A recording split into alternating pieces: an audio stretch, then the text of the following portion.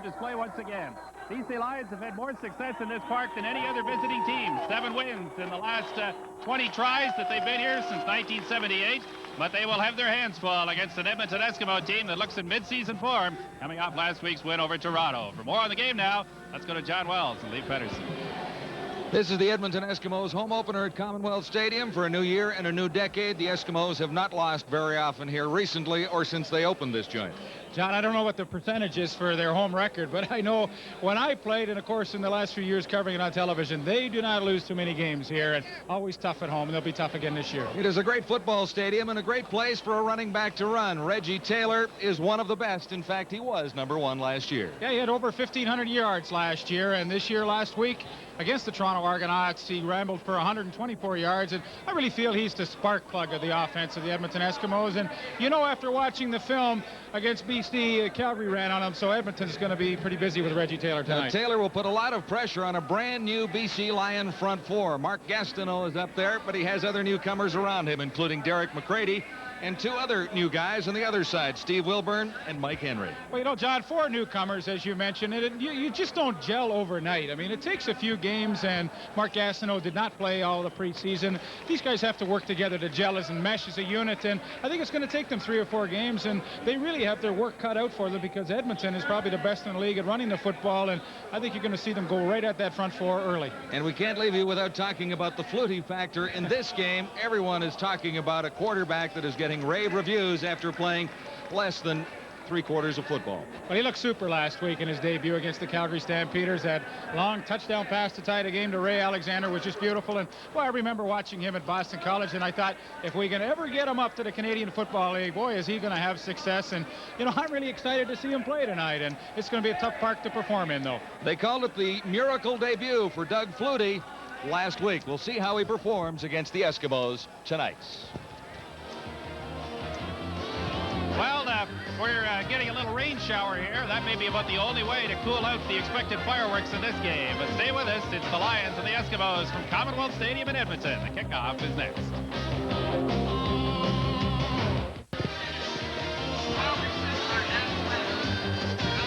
Game officials here at Commonwealth for the Eskimos home opener.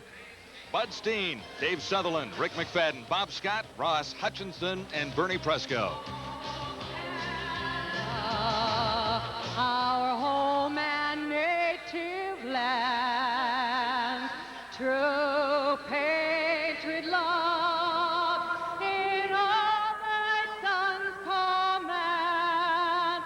With glowing hearts we see thee rise, the true north strong and free.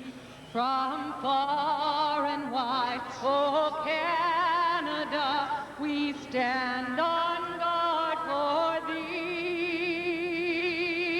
God keep our land glorious and free. Oh Canada, we stand on guard for thee. Oh Canada, we stand on guard for thee.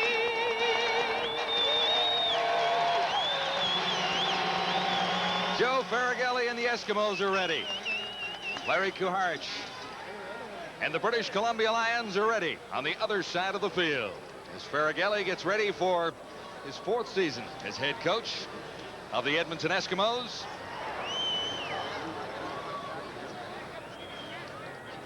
Larry Kuharich in his 1st year as head coach of the British Columbia Lions. In 1989 at home, the Edmonton Eskimos were 16-2. That will be tough to top. They have won 10 straight regular season games here at Commonwealth. 17 of the last 18, but the blemish last year was the Western Final against Saskatchewan.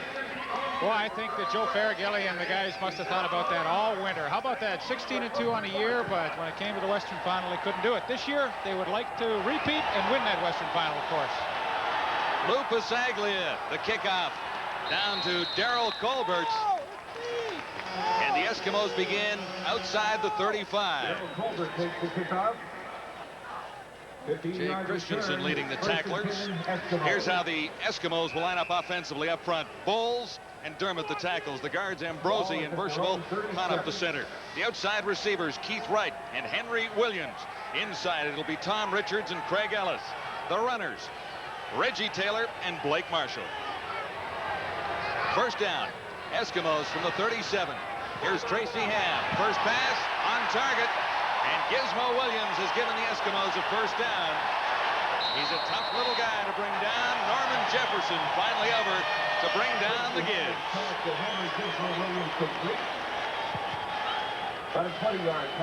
I would think Tracy Ham is going to really take a good look at Norman Jefferson out in the left corner. He is a rookie with the club, replacing Keith Gooch, who came to the Edmonton Eskimos, and I think they're going to test that young fella. Tracy Ham on the ground for another Eskimo first down. Jefferson again making the tackle. A 12-yard gain. First quarterback in CFL history to ever rush for over 1,000 yards. Tracy Ham did that in 1989, and boy, what a added advantage that is for your offense. When things are plugged up, you can run. And we talked about the front four of the BC Lions. There you see them. Mark Gastineau, the much heralded defensive end, hasn't been able to get on track. Maybe he will tonight. Coming over from the Toronto Argonauts, Willie Pless and Tony Visco. Chris Major starts on the corner. Of course, he was with the Calgary Stampeders the last 5 years. No running room for Reggie Taylor against the defense that time. The ball carrier. Gain of 2 yards on the play. Gary Durchik, the offensive line coach of the Edmonton Eskimos. Boy, has he done a good job. Gary, of course, formerly the head coach of the defunct Montreal Concords. And he has done a good job year after year. Heck Potier no longer on the offensive line. They released him this year, and that's probably the most significant change they've made. This will be 2nd and 8. The Eskimos at the BC 41. Early in the opening quarter as Ham looks deep and goes too far. Keith Wright, the intended receiver, Reggie Taylor, number 26. That's, you know, you always think of a back on a linebacker as a very desirable matchup, but in this case, Willie Pless, number 32, had the coverage of Taylor, and boy, he was just step for step. No way Taylor was going to outrun him. Rain was in the forecast. Rain is what we have at Commonwealth Stadium here tonight. How can it rain with blue sky all around? I don't figure this one out. Won't last long. The Eskimos look for a field goal from Ray McAreedy. And he is on target. McAreedy. Perfect so far in his CFL career. He is 3 for 3. And that one from 48 yards away to give the Eskimos a 3-0 first quarter advantage. You played with Ray's older brother, Bob, back in your days in Saskatchewan. I did. Bob McAreedy, of course, had a fine career in the Canadian Football League. Now his younger brother, Ray, a graduate of the University of Western Ontario, making a name for himself with the Edmonton Eskimos. So we get our first look tonight at Doug Flutie, the starting quarterback for the BC Lions. And, you know, he's got a good group to work with. Ray Alexander, number 88, at the wide receiver spot tonight. He was a great one in our league, and he is back. Flutie's first start in Canadian football. Kennard Martin. And Martin, room to the outside as he picks up a first down for the BC Lions. 15-yard gain for Kennard Martin.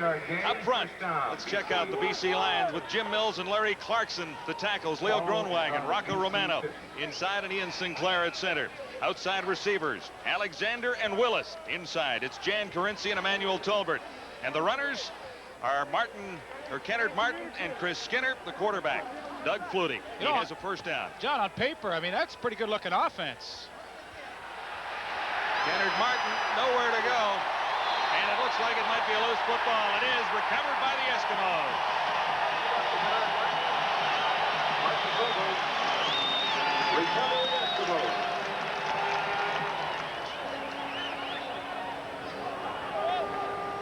Looked like Mike Walker might have gotten through with the initial hit. It is recovered by the newcomer, Kevin Clark. Well, let's have a look and see what happens. Kennard Martin on his second carry of the ball game tries to make the cutback, and the arm is stripped. It looks like Stu Hill gets a hand in there. And finally, number 16, Kevin Clark, making his first start tonight in the secondary, comes up with the recovery.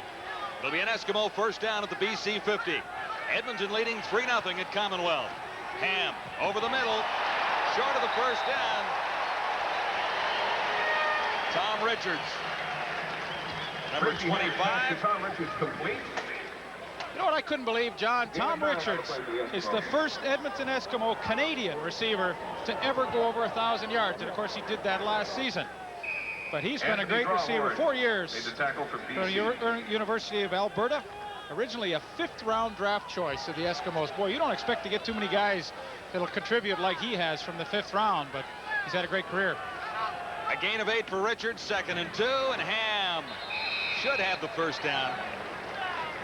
But a great quarterback, Tracy Ham, has been and will be in this Canadian Football League. He has got a great style for the game. Well, he sure does. You know, this is just his 3rd full year starting in quarterback. Originally, when he came up 4 years ago, he played behind Matt Dunnigan and Damon Allen, so he got to learn from a couple of excellent quarterbacks, and now he's getting his shot. And Mark Gastineau, he's getting his shot, a second chance at pro football. He was retired for a few years, and boy, so far Blake Dermott on the left side has done a nice job on him. Time for Ham to throw, looking deep. Underthrown for the Gizmo Williams as he was covered by Norman Jefferson. Gizmo Williams, incomplete. 2nd down, Edmonton at the BC 40. Well, we talked about Mark and Gastineau. He's working on Blake Dermott, and watch the job Blake Dermott does. Got a hold of the jersey a little bit, but Gastineau doesn't get anywhere near Tracy Ham. That was his specialty with the New York Jets, getting to the quarterback. The sack exchange back in 1984. Seems like a long time ago, doesn't it? Ham on 2nd and 10. Craig Ellis makes the catch. Where do they spot the ball? It'll be a first down. In front of Ken Watson. Ellis makes the catch. Two-time All-Canadian Craig Ellis, of course, a great running back years ago with the Saskatchewan Roughriders. Had an outstanding year for the Eskimos last year. 80 receptions, club leader, and he works his way into the open spot, and he's got some great pair of hands on him. Another Eskimo first down, this time at the BC 28. Ham looks to the end zone. Not quite. Intended for Tom Richards, number 25. Just out of the fingertips of Richards. Rick Ryan on the cover. Wellesley, I think it's going to be a long night for that BC defense if they don't get a little more pressure on Tracy Ham. So far in the first quarter, he's just been able to stand back there tall all day long and pick out a receiver. Of course, didn't connect with Richards there, but boy, if some pressure doesn't come soon, Tracy Ham could be in for a great night.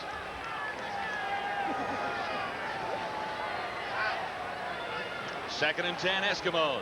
BC 28, some pressure on Ham this time, and he explodes out of the backfield. Ham steps out near the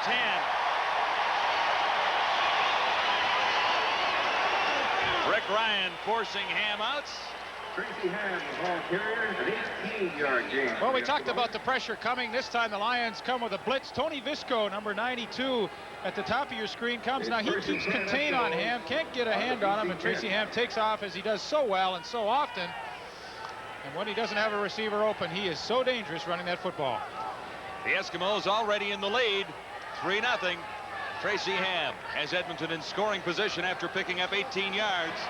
This is Reggie Taylor, the left side, and he slides down. No gain. Ball pitched out to Reggie Taylor. No gain on the play. You know, the footing on the field when we walked around before the game was excellent, but just this brief rain shower here seems like it has really made it quite slick. And I'm sure as a dry field, the players had the shorter cleats on now, and with that little shower, probably wish they had a little longer one. Second and goal to go. Eskimos at the 10. And puts it up. Keith Wright makes the catch. Touchdown. Chris Major covering on that side.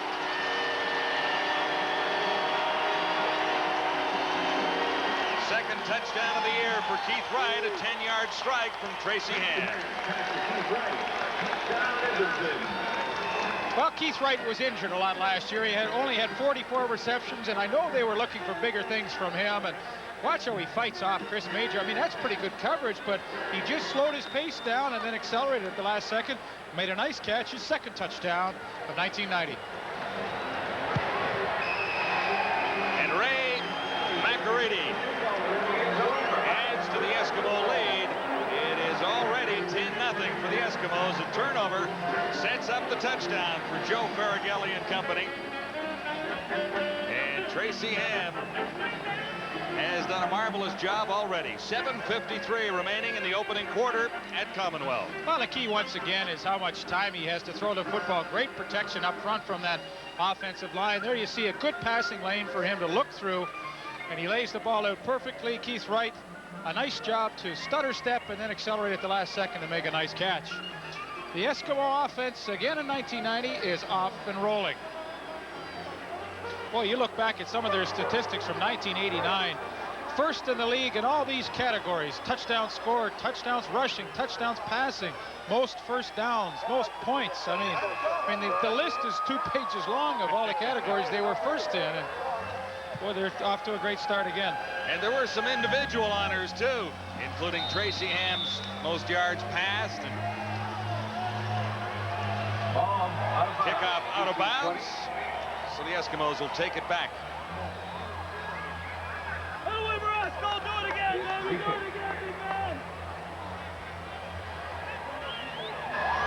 Illegal kickoff, Edmonton 27, re-kick. Marco Sincar handles the kickoff duties for the Eskimos. Hard to believe Marco's been in the league for 11 seasons. Now, did you play with Marco one year in Hamilton? He was on loan to Hamilton that year. In that fact, you know what? In 1980, and he played actually in the Grey Cup game against the Edmonton Eskimos that year.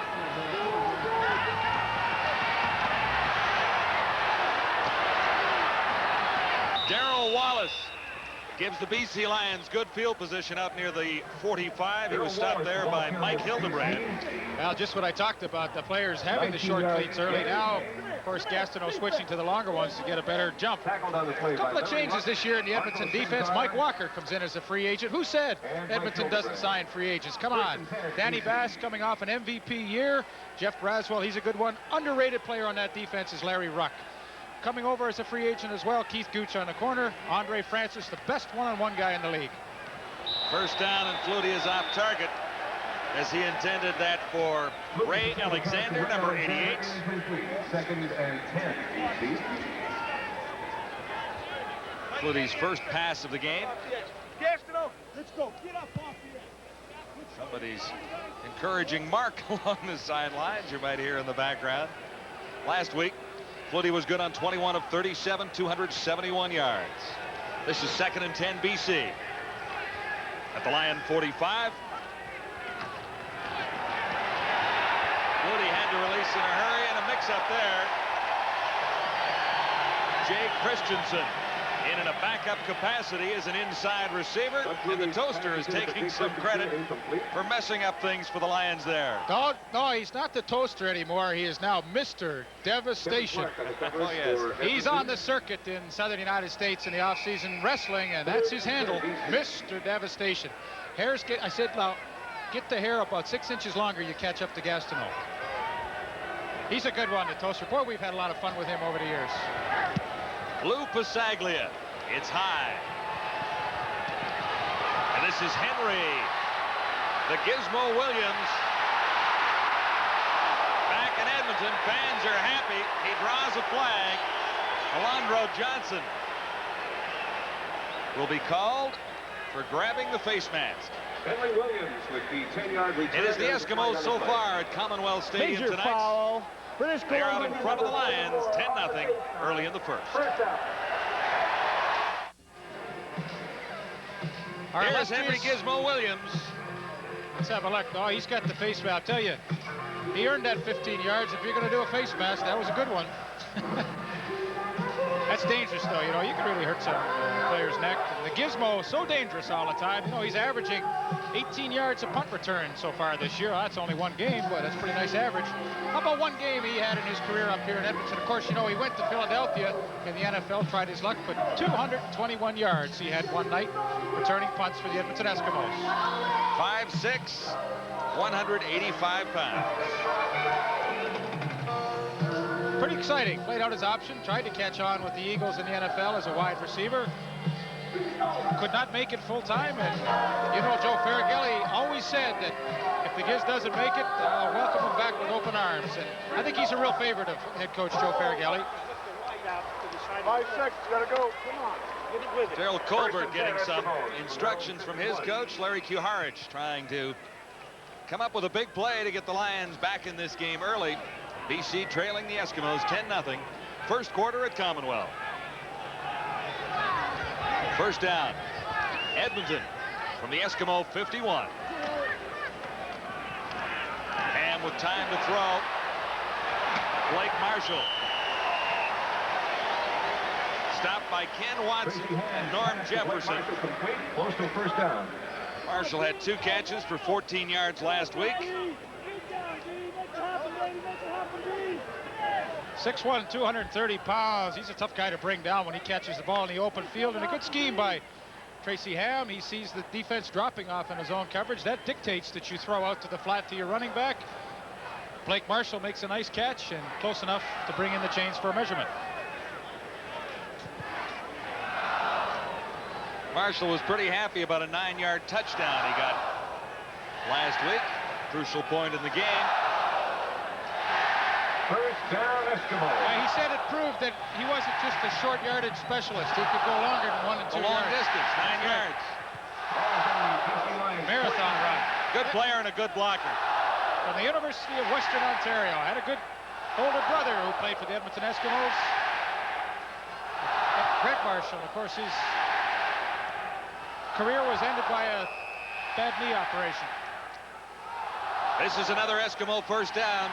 This time from the BC 49. Ham low, but the catch is made near the 40. Daryl Colbert. Daryl Colbert.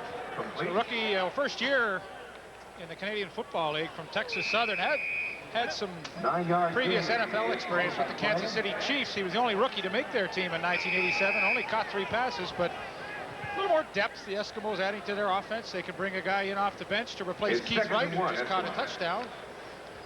Now, Colbert got to play defense last week when Mark Mathis went down in the secondary.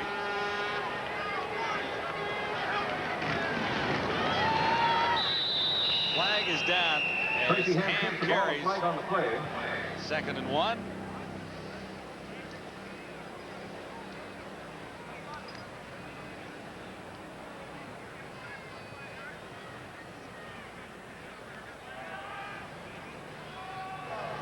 BC lined up outside. First down. It's automatic when you do that. Lions have terrific worries about their pass rush. Lots of new faces up front. In fact, if I can only count 4 players that were with the BC Lions defensively last year: Drawhorn, Major, Alondro Johnson, Rick Ryan. Major wasn't there last year, was he? So that's only 3.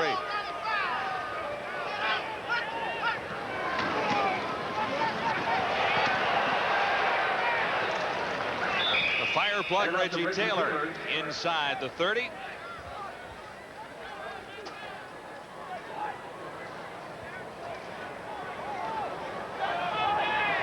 It's a gain of 7. Well, I think Larry Kuharich has really got his work cut out for him, just for the reason that you mentioned. So many new faces on defense. You know, you just don't expect these guys to mold together into a really cohesive unit until, you know, they've had a chance to play together for some time. And I thought they played actually quite well last week. And tonight they've got a real tough test.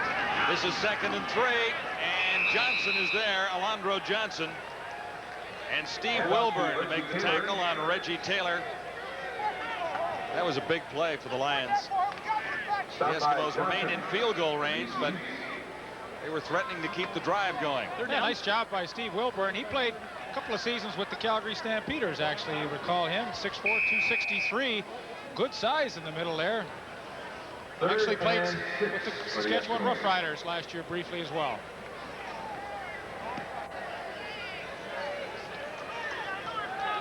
Ray McAreedy from 38 yards away. He has not missed in 3 tries this season. He remains perfect, 4 for 4. McAreedy has 2 tonight. The Eskimos have a touchdown to add to that. And the total reads 13-0. Edmonton leading BC. And the fellow Edmontonian. Only 2 players in NCAA history have thrown for over 5,000 yards and rushed for over 2,000. Both are here tonight. Tracy Ham, the Eskimo quarterback, and Major Harris, the quarterback for the BC Lions, who is unfortunately on injury reserve. Pretty impressive. Who comes up with this trivia stuff here? Must be Wee Jordy. Wee Jordy Cootie. We got quite a crew here tonight. Our spotter, Fred Fleming, former Edmonton Eskimo way back. A lot of legends in the game here. Bobby Layden, our statistician, been doing this job for what, 25 years now? 28. Sorry about those 3. He never lets you forget that it is in fact closing in on 30. This is Wallace on the return. Larry Ruck. Pretty good hit. Daryl Wallace, the ball On the kick carrier. returner that time. Larry Ruck. The Eskimos. Again, the Lions have decent field position. Flutie has not been able to get them rolling so far. 1st and 10 BC from their own 42. The numbers on Flutie, not impressive so far. From the 43, Flutie to the far side. He has Martin coming out of the backfield. It's Kennard Martin. Doug Moody's pass complete to Kennard Martin. 10-yard gain. Kennard Martin's good size, only 5'11", but 203 pounds, and it looks like he's got some pretty soft hands. That is not the easiest catch to make for a running back. It's almost coming directly over your shoulder, and he does a nice job to haul that ball in and come up just a little short of that first down. Played 5 games with the Calgary Stampeders last year. They spotted that as a 9-yard gain, so this is 2nd and 1. Fumble. And the Eskimos are all over it. 2nd turnover going against the BC Lions. Chris Skinner dropped the ball that time, and Larry Ruck has his first fumble recovery of the season. 1st and 10, Edmonton. Well, you know, there's an old adage that you want to make it as difficult for a team like Edmonton Eskimos to score as possible. And what I mean by that is make them earn all their points. You can't keep giving them turnovers and opportunities like this at midfield. All right. The Lions and Larry Kuharich in some difficulty here in the opening quarter in Edmonton.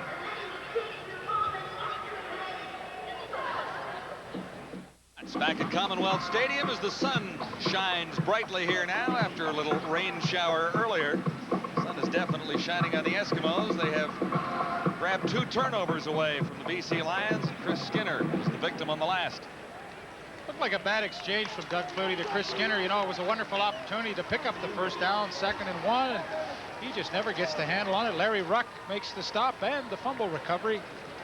We talked about Larry Ruck, or I did, when we saw the lineup tonight, and he's been around for 7 years from the Saskatoon Junior Hilltops, and last year finally rewarded for all his hard play. He was a Western All-Star, and I know he was very proud of that. Wasn't Ted Dushinsky, former Saskatchewan star from the Hilltops? We can go back a little bit in CFL time, can we You're not? hot. My, oh my. Well, the Riders for so many years, of course, had players come to the big club from the Saskatoon Juniors, and of course the Regina Rams have produced so many players on the Rough Riders. Junior football, very kind to the Saskatchewan organization over the years. This is another Eskimo first down, and this time from the 52 of the BC Lions. Ham behind the intended receiver, and that's the gizmo out there, number 2.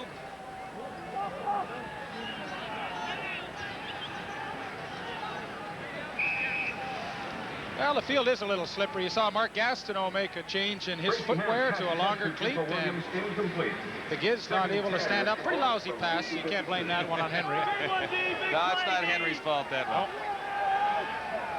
Look at the time of possession. 2nd and 10. Ham has to get out of there now. Able to avoid the rush and just a little bit high. Richards was the intended receiver. Willie Pless and Tony Visco right there to put the squeeze on him. And you know, if you're Tom Richards, you got the arms way up in the air. You know those two big linebackers are coming and hungry. I think it's a little scary. In fact, I know it's a little scary. Ham finally with some pressure on him from the BC front four, and that's a tough throw to throw back across the field and across your body, and Tom Richards made a good effort but couldn't come up with the catch. 3rd down and a punting situation for Ray McEready. High snap, low kick. This is Darrell Wallace on the return. Great coverage by the Eskimo special team. Michel Bourgeot leading the tacklers that time. 32-yard kick, a 2-yard return. And Blake Marshall here on the tackle. Gizmo's got a new do.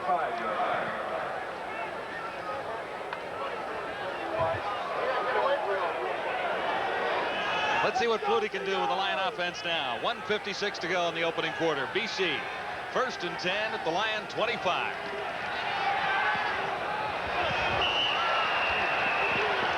Just out of the hands of Kennard Martin. That's good coverage by 44, Jeff Braswell, the outside linebacker. He forced Flutie to put a little more airtime on that ball than he probably wanted to by staying on the hip of Kennard Martin, but Doug Flutie not enjoying a very productive first quarter. Several tackles last week against the Toronto Argonauts for Jeff Braswell, and you never have to worry about his intensity during a game. He said he watched film of Flutie for 6 hours this week, and he is ready to get through. Hasn't made it so far, but was a factor on that last play. This is Martin coming out of the backfield. Should have held on to that one. Could have been a big play for Kennard Martin because Flutie made the right call, and there was room for 1st down. Oh, he sure did. You know, that's tough when you're struggling and down by 13 points and nothing has gone right.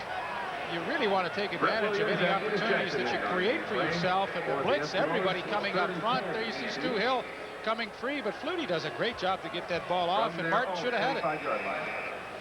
There's one more time. That good pressure. Larry Ruck comes free. Stu Hill came free. It's tough. Doug Flutie made the right read. Lou Pasaglia from deep in his zone.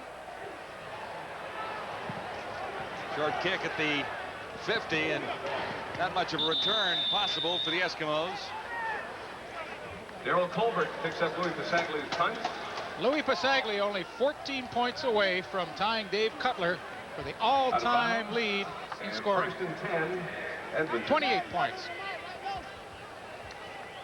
See how our mathematicians correct you so quickly up They here? were on me in a hurry. Were they? They both jumped up, yeah. Jumped out of their chairs. I've never seen Cootie move that fast. Unless there was a dime on the floor. 1st down, Eskimos. They lead it 13-0. Flag down. This is Craig Ellis. And Ellis got away from one. Drawhorn came up to break up the play. Anthony Drawhorn, number 4, will check the infraction.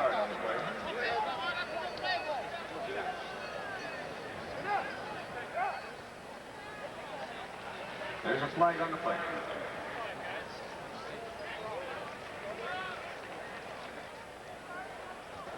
BC number 92 is offside. It's 1st down, Edmonton repeated. That's Tony Visco out of Purdue, the former Argonaut. He was originally drafted by the BC Lions and traded to the Toronto Argonauts, and now traded back in that deal that brought Matt Dunnigan to the Toronto Argonauts. Willie Pless, of course, coming over in that deal. Reggie Taylor hard running inside, and he's out Reggie Taylor, near the 40, stopped by Willie Pless, number 32. Alondra Johnson, the middle linebacker for the BC Lions, had 115 tackles last season, which ranked him 2nd in the league, and he doesn't usually miss too often, but that time he made the perfect read, came up into the hole, and had Reggie Taylor in his sights, but just could not make the play. Reggie Taylor, you know, 5'6", 175 pounds. He's a tough little guy to tackle. You know, you might think of a small guy as easy to bring down, but you know, he's a little jitterbug out there and sometimes tough to tackle. It'll be a first down for the Eskimos once more. Now just inside the BC 40. 13-0. Edmonton leading BC. 9 seconds remaining in the opening quarter at Commonwealth.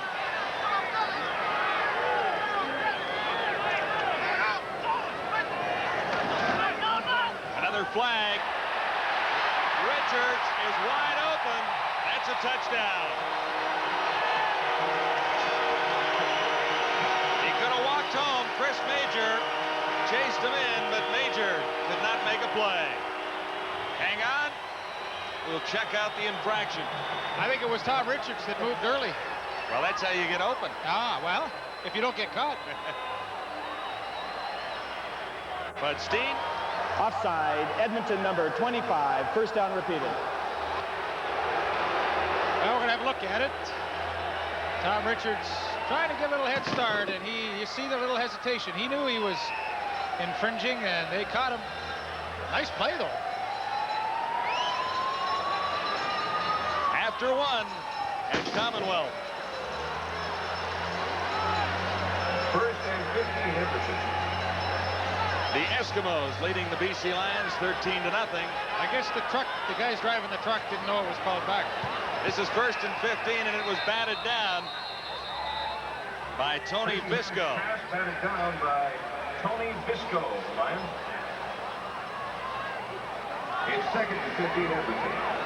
Now second and 15. Bisco had a tough year with the Argonauts last year. It seemed like he always took a lot of heat from then head coach Bob Obilovich, and I know in chatting with him tonight, he said he was very, very happy to be out in Vancouver and getting a chance to start all over in his career. We hope he does well. 2 penalties, and that means we are still in the first quarter, despite the fact that the zeros are up on the scoreboard. The Eskimos are back to first and 10. Ham looks for the bundle. Right. That's number 2. Second touchdown of the night for Keith Wright.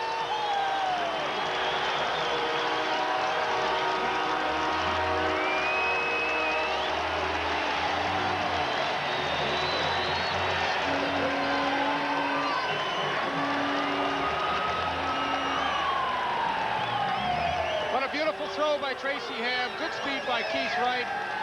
Chris Major can't stay with him, but man, oh man, is Tracy Ham on tonight. And once again, we go back to the fact that the BC Lions just have not been able to put any pressure on Tracy Ham, and he's had all day to pick out his receivers, and that time threw a beautiful strike to Keith Wright for his second of the night.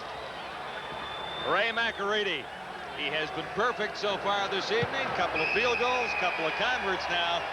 And that puts the Eskimos into a 20-0 lead on the BC Lions. 2 touchdowns by Keith Wright. His second moments ago from 39 yards away. That's quarter 1 at Commonwealth.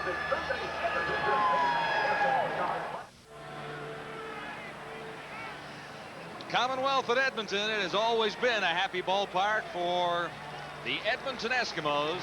Happy again tonight.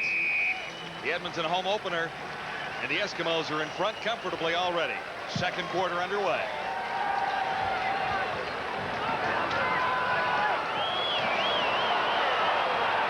Who's got the ball?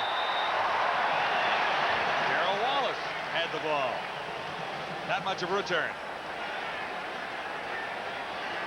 Well, the first quarter statistics suggest that the Edmonton Eskimos were much the best team on the field. Look at the numbers, really impressive.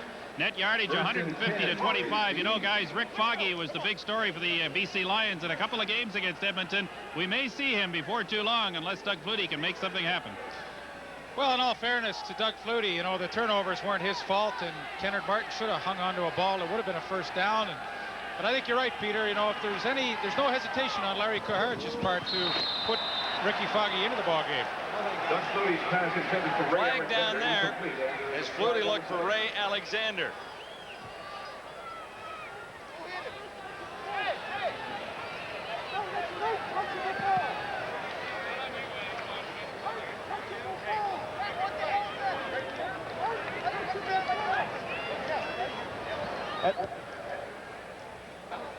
Pass interference. Edmonton, number 30. First down. Dan Bass. Well, I didn't see it on Danny Bass. They were throwing to the outside, and Bass wouldn't normally be out there covering on Alexander, would he? I hope not. Or he's BC faster than we thought. BC Bass. would like that.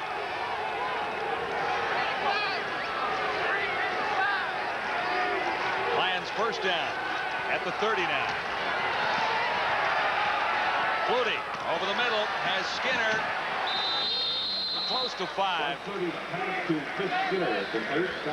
Flutie doesn't look overly comfortable back in the pocket, does he, tonight, John? It seems like he's a little nervous back there, and that last throw to Skinner looked like he really was forcing the football and not throwing in a nice, calm rhythm.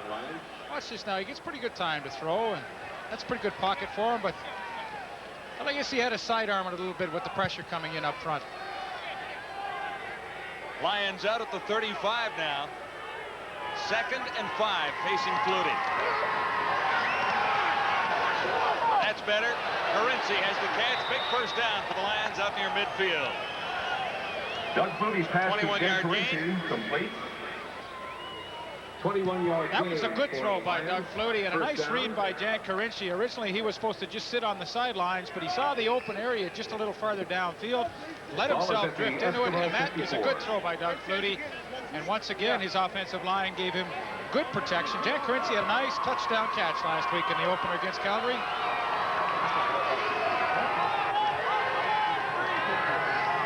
Lions now inside Eskimo territory for the first time at the 54. Flutie slips as he throws. Carinci again, another BC first down. Consistent. Another 21-yard gain for Carinci. First down, BC. Mark Norman covering for the Tackled on Eskimos. the play by I'm Mark really Norman. impressed with how Doug Flutie is reading the defenses of the Edmonton Eskimos. He saw the blitz once again, and he knew Mark Norman, the safety, had to come over and take Jan Carinci, and he let the ball fly before Carinci even made his break and put it right on target. And back-to-back tosses have the BC Lions in scoring position now, and I believe a penalty added on as well. There's a penalty against the Eskimos. At the Edmonton 18. Rough play, and I think it might have been on Flutie. Kevin Clark coming in a little late. Look where the Lions are now. First down at the Eskimo 18. Flutie looked to the end zone, and his receiver, Alexander, was tied up.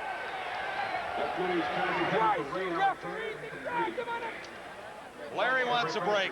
I kind of agree with you, Larry. Andre Francis, number 14, is one of the best one-on-one guys in the league, if not the best, in my opinion. But he really did have a good grab on Ray Alexander's jersey that time. That's an interesting matchup. Andre Francis 5'8", Alexander 6'4". So this is 2nd and 10. Lions at the Eskimo 18. Flutie time to throw again, and off target that time. Intending that for Larry Willis. Had a long chat with Keith Gooch tonight before the ball game, and of course he played for the last 6 seasons with the BC Lions and came over to the Edmonton Eskimos as a free agent. Very interesting for me to talk to him and say, you know, you were a free agent, how come the Lions didn't sign you? And he said, well, Leaf, I don't quite understand. They never really showed any interest in re-signing me, and of course Edmonton was really interested in me because they had lost Stanley Blair, so he said I wanted to come to the team that wanted me. First chance for points for the BC Lions with Jan Carinci holding. Lou Pasaglia is on target, but needed a little help. He was leaning the right way. Attaboy, Louis. The Lions finally on the board, but it's a long way back to catch the Eskimos in the second quarter. Sun is shining on Commonwealth now. The Eskimos in front of the Lions, 20-3.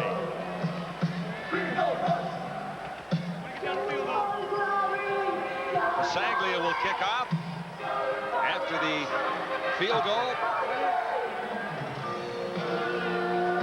Larry Kaharich said to us yesterday that he's been extremely happy so far with the kicking of Lou Pasaglia. A real sore spot for them a few years ago when he left and tried his luck in the National Football League, and now that he's been back for over a full season, it's really solidified their kicking game once again.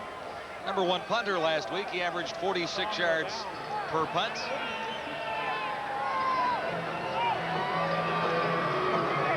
Actually, that's one area of the team that he was really pleased in last week, was the play of his special teams. And of course, in the Canadian Football League, it accounts for so much. Roughly 25% of the game is involved in the kicking game.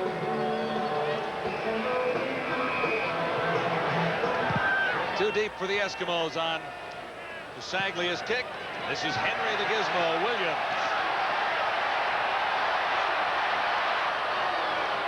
Ran right into Tony Visco. Gizmo Williams, an 18-yard run back. Stopped on the play by Tony Visco of the BC Lions. Visco 6'4", 235. Eskimos on their own 33. Williams 5'6", 185. It is a bit of a mismatch. Tracy Ham leads the Eskimo offense out now. He has been hot so far tonight. 4 scoring drives and a 20-point lead before the Lions got on the board.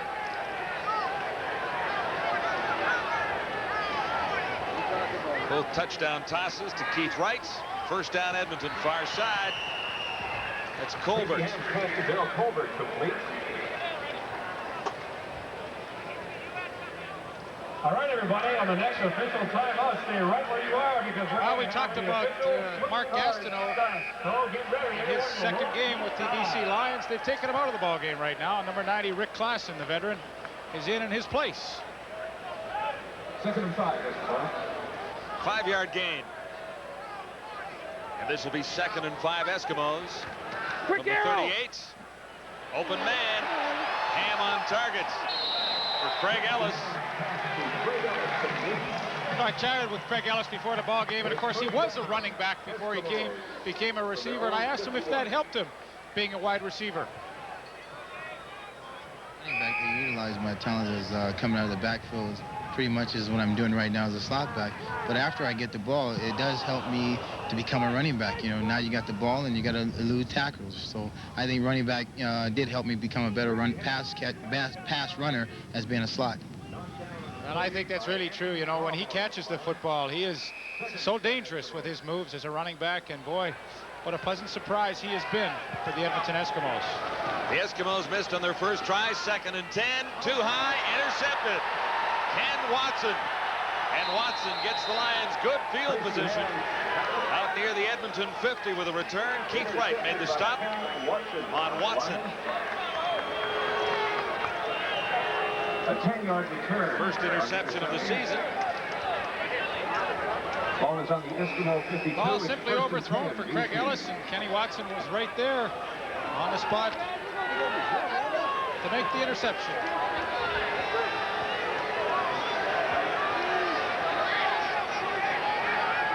First down. BC with good field position. Long. Willis. Forced out inside the 15. Flutie right on the money with a great toss to Larry Willis. And a 37-yard gain. Well, he ran a nice pass pattern against Keith Gooch. He took him to the inside on what we call a post corner, and Keith Gooch bit on that post move, and then he broke it back to the corner. You see the little pump fake by Doug Flutie, and Flutie throws a nice strike to Larry Willis. Larry Willis had himself another good year last year. 73 catches, over 1,400 yards, 3 times in his career. He's been over 1,000 yards. And a nice free agent signing for the BC Lions. Lions threatening here, 1st and 10 from the 15, and it's picked up. Jeff Braswell. Braswell still down the sidelines. Jay Christensen finally made the tackle, and Braswell has become a factor here a couple of times tonight. With the 47-yard return, tackled on the play by Ray Christensen. It's 1st and 10 Edmonton. Boy, you talk about tunnel vision for a quarterback. You know, like I can't understand how Flutie could not see Braswell. He was standing right there, and sometimes the quarterbacks just don't see those guys. And Braswell makes the interception, and a good job by Jay Christensen to run him down from behind. Once again, the turnovers plague the BC Lions. Eskimos first down from the BC 50. Ham trying to find room. He loses a couple of yards. Tracy Ham forced out of bounds on the play. by Alondra Johnson.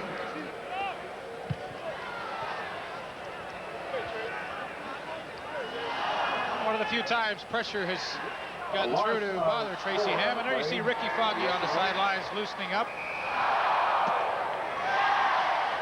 Don't be surprised if we see him shortly. Oh, it just came off. Hey, man, that river beef fall out of there, man. Beef. Watch out, Pete. I have no idea what he was trying I think to he's say. taking his next holiday to Fort Lauderdale or Miami Beach. 2nd and 12, the Eskimos. And this is Reggie Taylor taking the pass and grabbing a first down. Anthony Drawhorn made the stop. 14-yard gain for Reggie Taylor.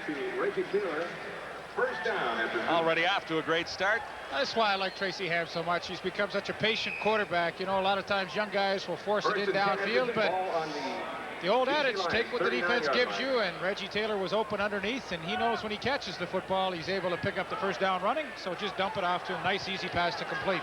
Eskimos now inside the BC 40 at the 39. Another first down. And another completion. Keith Wright over the middle this time, and he's brought down at the 20. Nice even 20-yard gain. Chris Major made the stop. With the 20-yard pass to Keith Wright. Tom Richards clears it out and tries to throw a little bit of a pick on Chris Major, and he makes Major go around the top of him, and that allows Keith Wright to come open. And once again, good time to throw for Tracy Ham, and he's right on target. The Eskimos threatening once more. They already lead it 20-3 with 8:21 till halftime.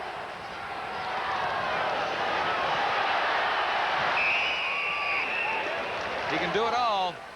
Grabs a quick little 5 yards. Mike Henry made the stop on Ham that time. 5-yard run. That is why he was the all-Canadian quarterback last season. 2nd and 5. Tracy Ham so dangerous when he breaks containment and decides to take off. 5 carries, 36 yards so far tonight. Last week he had 54 yards rushing against the Toronto Argonauts. The extra dimension that he gives his offense. Inside the 15, the Eskimos are 2nd and 5. Underthrown for Wright.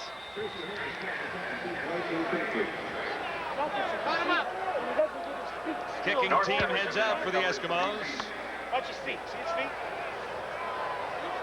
It's 3rd and 5 for the Eskimos. Good shot. BC Lions 14.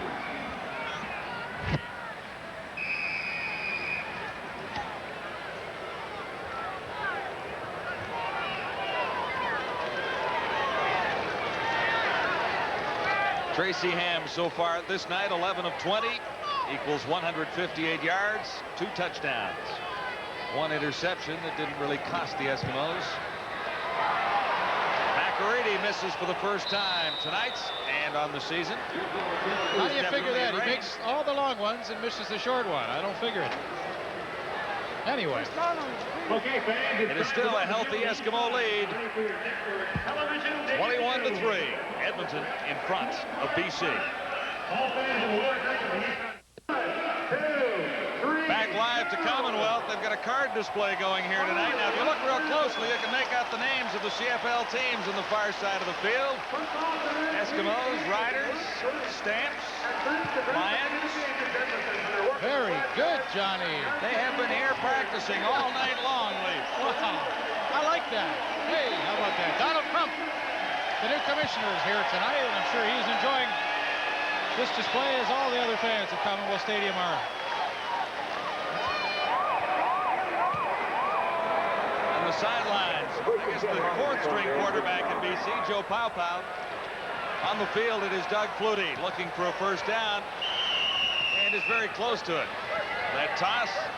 Doug Flutie's pass to Larry Ray Willis, complete. It's all Ricky Foggy in the football game now at quarterback for the BC Lions. Pushed out of bounds. He is a great runner himself. Excuse me, Larry Willis. He used to wear number 1, didn't he, Ricky Foggy? Yes, he did. Aha. But that was the receiver. Oh, batted down. Oh. Hang on, should be a catch. That is Kennard Martin coming out. Martin alertly grabbing the ball. Doug Flutie, 7-yard pass to Kennard Martin.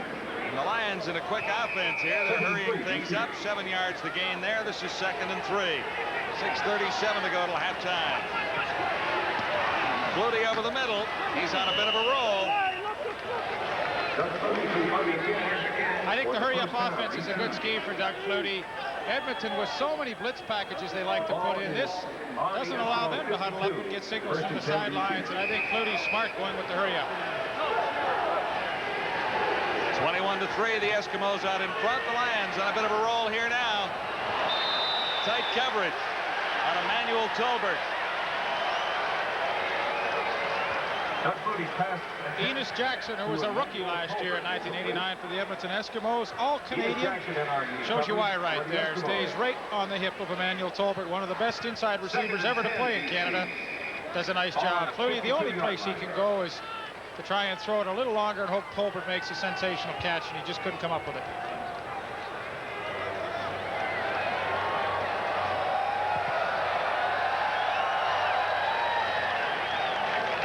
Mr. Devastation, the toaster. Well, Brett heads to the sidelines. Let's introduce Kurt Browning, a 2-time World Figure Skating Championship, in his Edmonton Eskimo sweater up here tonight. Nice to have you drop by, Kurt. Thank you very much. Now, you're an Eskimo fan.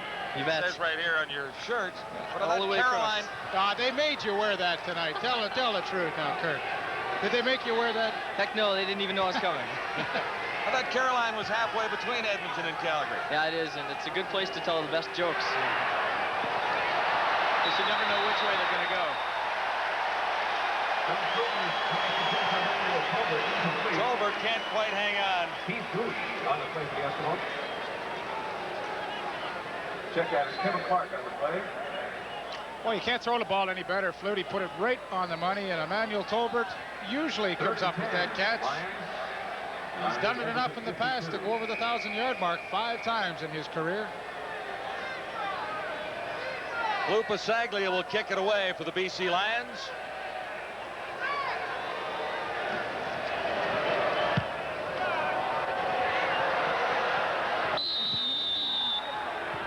Flags down. We'll sort out the infraction down there as the ball trickles out of bounds. What did you spot, Leaf? Don't put me on the spot like that. But I'll tell you, just be patient. Major foul. Edmonton number 94, objectionable conduct. 10 yards back on the run back. First down. It was a major foul. You got it. Michel Bourgeot.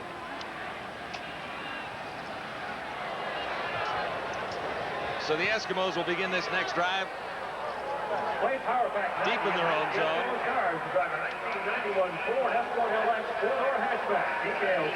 Now, Kurt, I guess you've followed the Eskimos' Grey Cup success over quite a few seasons. It's pretty inspirational. I got closer being in the NHL and the CFL by being a figure skater than I ever would have by being a hockey player or a football player. Kurt, what's your agenda for the summer, and as you look to defend the title you've won twice? That's an exciting idea, but my summer constitutes a little bit of tanning and a heck of a lot of skating. I've got the Goodwill Games coming up in Seattle, and that's a sort of a mixture between both Winter and Summer Olympics, and that's going to be exciting. What's the training schedule at this point in time? Turn and face the camera here so we can say hi to Caroline and the rest of Canada. Right. The Eskimos. Basically, it's tamed down since they took figures out of my sport, and I have a lot more time to do other things like fitness for the first time in my life. Big secrets out.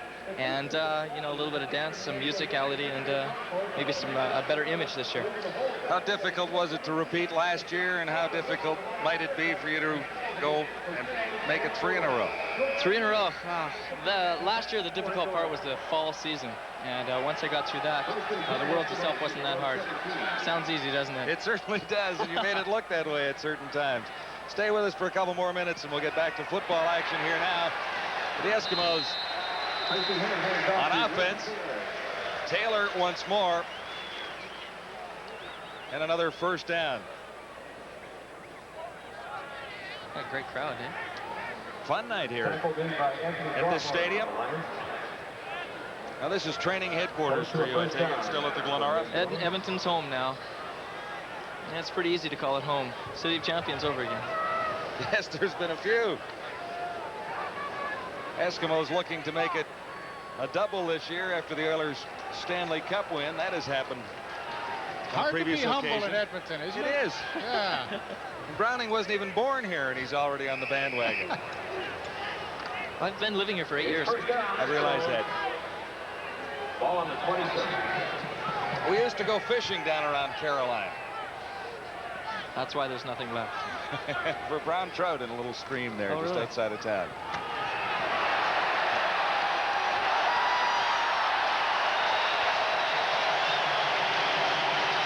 Taylor is something else tonight. Blake Dermott, the left tackle, just does an outstanding job blocking on Mark Gastineau. Watch at the bottom of your screen. He turns him to the outside, creates a nice cutback lane for Reggie Taylor. And here in the second quarter, Reggie Taylor is in fine form, just where he left off last week. 20-yard pickup on that carry for Reggie Taylor. Another Eskimo first down. Underthrown that time for Colbert. Good throw to second base there. Looking back over the years, Kurt, are there favorite Eskimos you remember more fondly than others? I wish Hector was still here. Whenever I came to the game, he was the one player that I could pick out every time, so I liked him the best. And I was here one time when he scored a touchdown. How'd he score it? Hector now. Well, he must have fallen on a loose ball in the end zone. Well, he's the only guy who scored a touchdown, and everyone was standing up at the 30-yard line waiting 15 seconds for him to get it in, but it was pretty exciting. He did have a great career. Gosh, he played for about 14, 15 years, I believe. The end of the line came for Heck Pache this year. Eskimos will kick it away after Ham is dragged down. A 6-yard loss. I think if you asked 500 other people who their favorite Eskimo was, Heck Patier's name would not be on that list. Tom. Mr. Wilkinson. Yeah, he was a great one. Sorry, Tom. I like his commercials now, though. Oh, yeah, you can see a lot of Tom on television in Edmonton.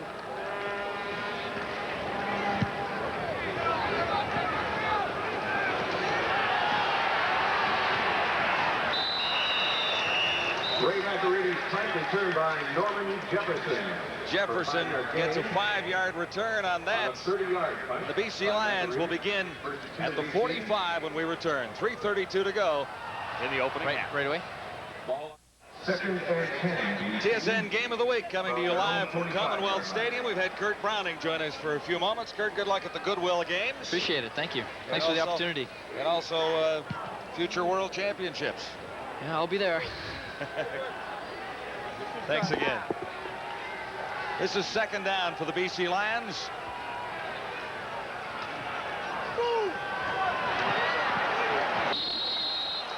And Skinner comes up a little short. 7-yard gain on the play, stopped by Kevin Clark.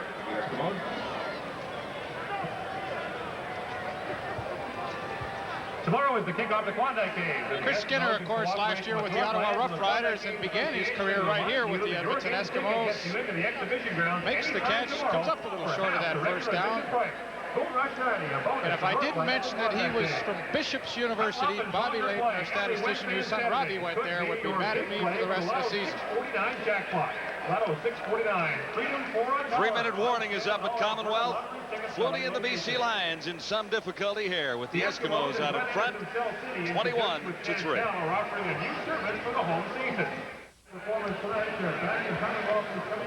Our next game, the Calgary Stampeders and the Saskatchewan Roughriders, a return engagement. We'll start with the CFL report at 9 Eastern a week from Friday, followed by the game itself at 9:30. Those two teams meet Thursday night at McMahon Stadium, so we'll get the replay back at Taylor Field next Friday. That's the juggler on the sidelines. That's what Larry Kuharek has to be. Trying to juggle a few players in and out of his defensive alignment in particular.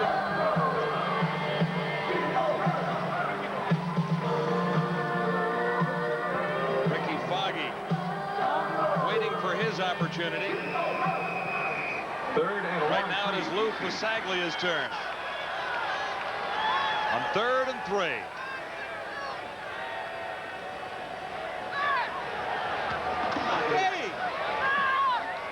razzle-dazzle here as the Lions try and come up a little bit short on a third down gamble.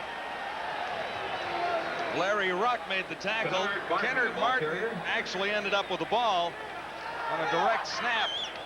The play short of the first down. Eskimos not fooled. Sorry, John. You know, Larry Kuharich is a gambler, and I really had the feeling that they were going to try and do something here. Watch.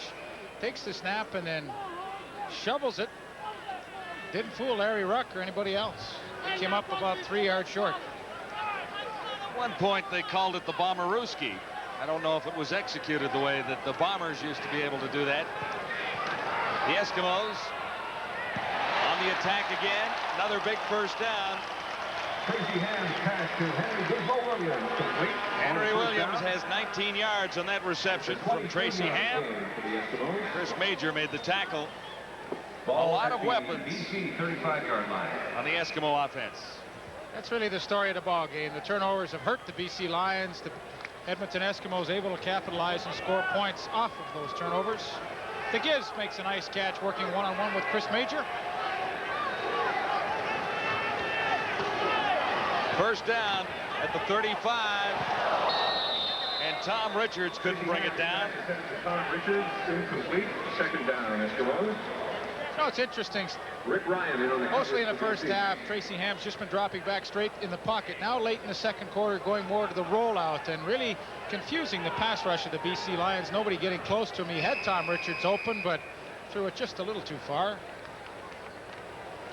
But pretty smart on offense, just not staying with the same thing. Move that pocket around and always try and confuse that defense. Tracy Ham very good at it. Second and 10. Eskimos at the BC 35. Ham decked from behind. And that is not Gastineau, that is Mike Henry. You would know if that was Gastineau. He'd be jumping all over the place. Mike Henry, only 5'11", 240 pounds. Tried to make it with the Calgary Stampeders in 1987. Was cut. Came back in 88. Was cut. Now finally in 1990. He makes the starting lineup for the BC Lions, and he gets the first sack and really the first pressure on Tracy Ham tonight. Sonoma State, you know where that is? I really don't. California. Don't ask me where in California. It's a big state. It's in California. I'd never heard of that school before, Sonoma State. Ray McAreedy from the 49 missed his last drive. He's well short on this drive. Anthony Drawhorn concedes the point after bumping into one of the officials down there.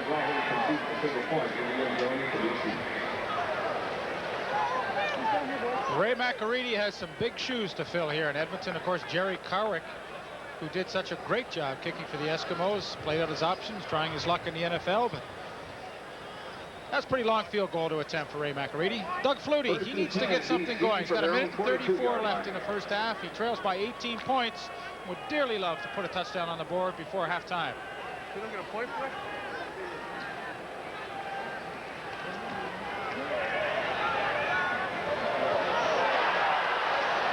Emmanuel Tolbert can make things happen. He's been doing it in Canadian football for a lot of years now. Doug Flutie with the 39-yard pass to Emmanuel Tolbert for the 39-yard gain and a biggie for the Lions. Good protection this time for Doug Flutie, and he's able to step up in the pocket. And for the most part tonight, he has thrown the ball very well. That time, a perfect strike to Emmanuel Tolbert. He's able to hang on at 39 yards now with just under a minute and 20 to go. And at the 29-yard line of the Edmonton Eskimos, the BC Lions have a chance to get back in this game. Charge comes. Flutie gets away and fired low. Sending that for Kennard Martin. Well, what a smart play by Doug Flutie. You know, that's experience right there. He had the pressure initially up the middle from Larry Ruck. He was able to get away from him, and then with big Mike Walker, number 61, closing in, he does the smart play, and you know, really, he's grounding the football, but Kennard Martin was close enough, so a flag wasn't thrown. But that's a good play from Flutie to avoid the sack. Second and 10 at the 29 of the Lions.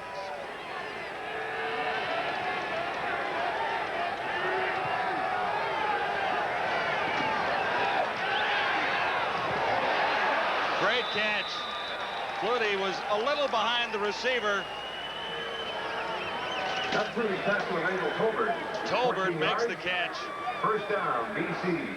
What a great job by Doug Flutie. He sees the blitz coming and knows he's going to have to get rid of the football quickly. And before Tolbert even turned around, the ball was in the air. And boy, they pick up the first down and keep this drive going. Less than a minute to go till halftime. Lions with a chance for the first touchdown on their score sheet tonight. From the 15, a first down. End zone toss. Ray Alexander.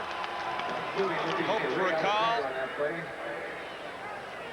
It didn't come. Well, with the height advantage that Ray Alexander has over Andre Francis, about 8 inches, that's really a good pass to throw, the alley-oop, but Francis just would not let him get free. The Edmonton defensive backs are really doing a good job tonight at coming up and bumping the BC receivers and not letting them get into their pattern.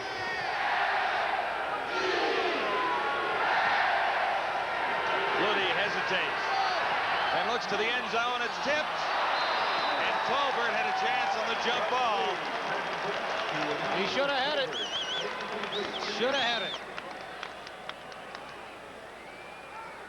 E.T. would like to have that over again. Let's see if the ball was tipped. Originally, I didn't think it was, and I thought Tolbert had a free shot at it. Looks as though he did. Tough year in Toronto last year for Emmanuel Tolbert. He pulled a groin and only played in 10 games for the Argonauts last year.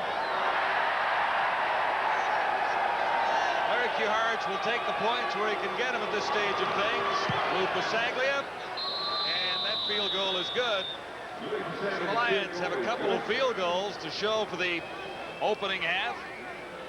21-6 on the scoreboard. Make it 22-6.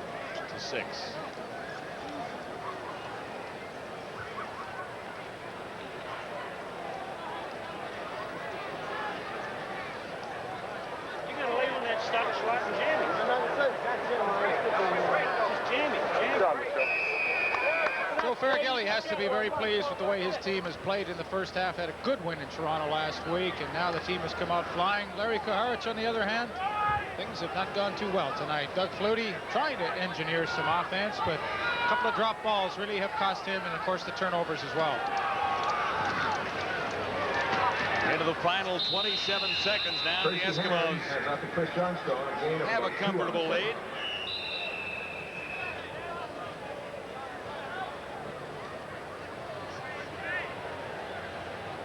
Second and 8 for the Eskimos. No gain. It'll be 2nd and 10 now for Edmonton. On the 37-yard line.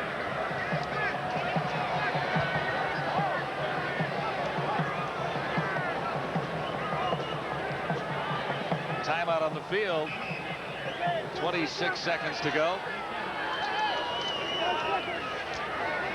Coming up at halftime, we'll meet Murray Pezim. Don't mess with the Pez. That's what he says. Joe Cap's wearing a jacket here tonight. The BC Lion president. He bought jackets for the whole team. Well, the whole team got the windbreakers with "Don't mess with the Pez" on it. He is colorful.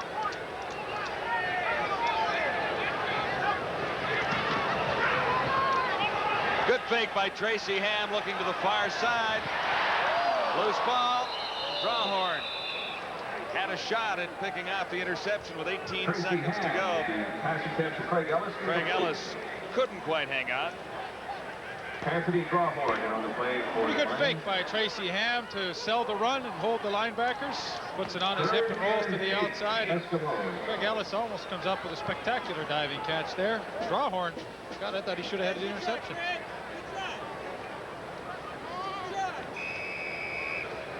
Now down to 18 seconds till halftime.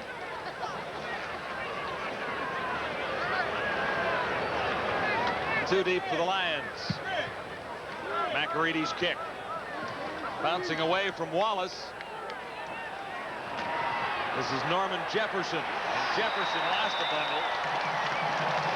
Leading the Eskimo tacklers that time, Leroy Blue. By Norman Jefferson. Leroy Blue in on the tackle.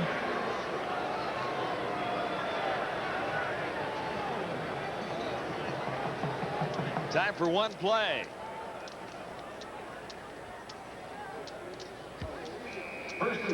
call the Hail Mary here. Sure. Why not? He's done it in college. He did it last week.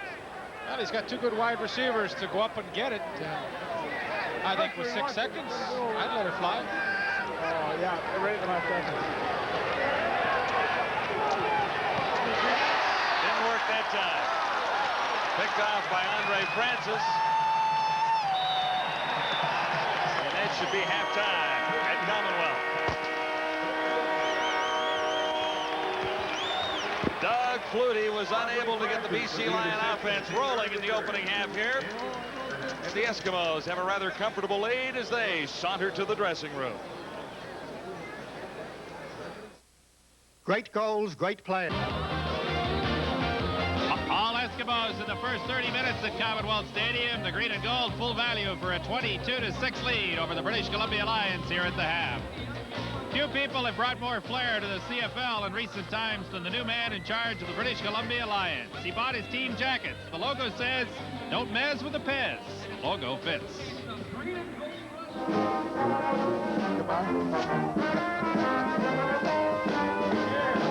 Yeah.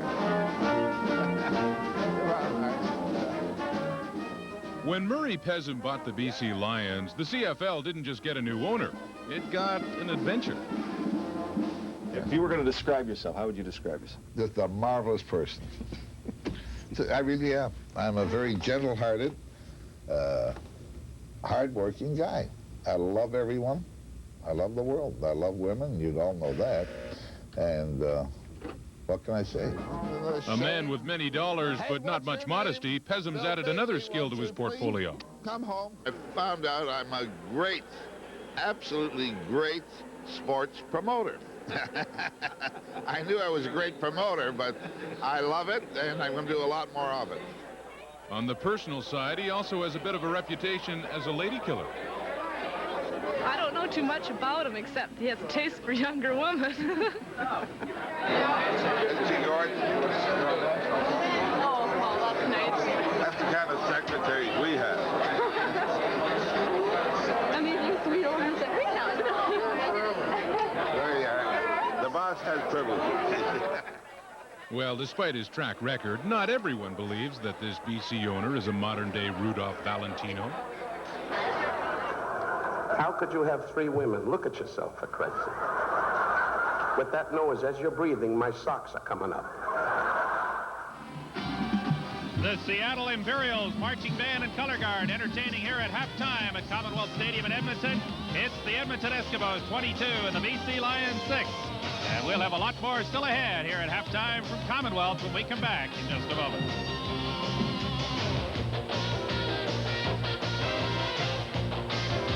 Eskimos 22, the British Columbia Lions 6, live from Commonwealth Stadium in Edmonton. This is the CFL on TSN. The broadcast booth now, John Wells with a special guest. John? Our man about Northern Alberta, Ken Chillibeck, has seen a lot of great teams in Edmonton, and it looks like we've got the same old Eskimos starting off here, Ken. Really, I think Joe Ferrigelli has to be happy with what Tracy Ham is doing. He's picking up where he left off last year. Just an outstanding start. I know talking to Joe during training camp, he says he thinks that what Tracy learned last year was to get rid of the ball a little quicker, especially at the end of the year, and it looks like he's doing it now. We talked a little earlier about the fact that he's using his outside receivers. Wright is having an outstanding game. Tracy during training camp said that's one of the things he wants to do. Last year it was all Craig Ellis, or Tom Richards. Now he looks like the Gizmo's getting some action, and also Keith Wright. Well, Wright has 2 touchdowns. He almost had 3 here tonight. The Eskimos full value for the lead as it stands right now. I think we'd have to say full value for the crowd they have here tonight, because as Ken was telling me earlier, they have really put a blitz on to get a whole bunch of folks out. They really have. They've got all the radio stations involved, all the TV stations, in trying to get a big crowd out for tonight. Matter of fact, they've got a little card that they're handing out to all the people. It's like a postcard, and what you have to do, all the fans here, are sending them to a friend or relative, anyone that lives in another CFL city, and the people can take, it's a 2-for-1 offer, basically. They can take a guest and go to see a game in those particular cities. Should be mentioned, the only team that didn't get involved, the Hamilton Tiger Cats. Every team in the CFL got involved except for Hamilton. Well, there's a lot of Eskimo fans coast to coast. They have had terrific success here at Commonwealth and even before this stadium was built. Thanks to Ken Chillibeck. The band plays at halftime at Commonwealth. Nice atmosphere tonight. Good crowd on hand, and Eskimo supporters are happy with that halftime lead. 22-6, the Eskimos lead the British Columbia Lions. We're live at halftime at Commonwealth Stadium. I went out to get an umbrella just as the game started. By the time I got back, the Eskimos were up 10-0. Leaf, what did I miss? Well, you missed a pretty good offensive display, Peter, from the Edmonton Eskimos in that first half. They had 240 yards in total offense and had everything pretty much their own way. Keith Wright, well, he had a great first half, the wide receiver for the Eskimos. Only 44 catches last year, and they were really hoping for an improved season from him. And here, his first touchdown of the two tonight, working on Chris Major, and he does a nice job just at the end to hesitate and then stretch out and make the initial touchdown catch. At that point, Edmonton ahead 10-0. Now watch the move. A little fake to the outside, and he turns Chris Major right around.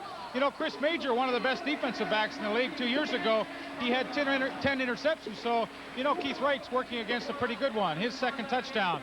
It was not only offense clicking for the Eskimos. Their defense played pretty well as they limited Doug Flutie to just 6 points. And here Jeff Braswell makes a nice read and slips underneath. Jay Christensen comes up with his first interception of the year. And as I mentioned before, Edmonton had everything their own way in the first half. BC, well, if they want to get back in this football game, Doug Flutie has to start running a little more himself, I think. And, of course, the defense has to shut down Tracy Ham. Peter?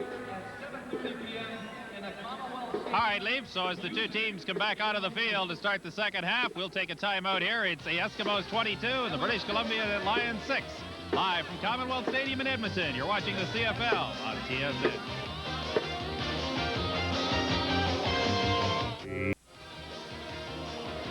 Back live at Commonwealth, the home of the Eskimos, and the Eskimos love their home. They lead it 22-6 on the BC Lions. It was all Edmonton in the opening half.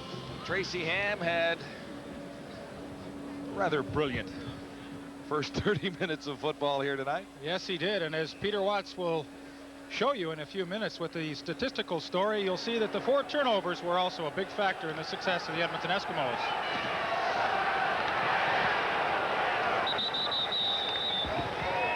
Marco Simcar's kickoff, return 19 yards by Kennard. Well, Leaf, you're exactly right. Turnover is the key part of the story here, but the Eskimos struck quickly and struck very effectively. They had almost double the time of possession, and they did a lot of damage when they had the football. But the turnovers are the story, 5-1 in favor of the Eskimos. That's why they lead it by 16.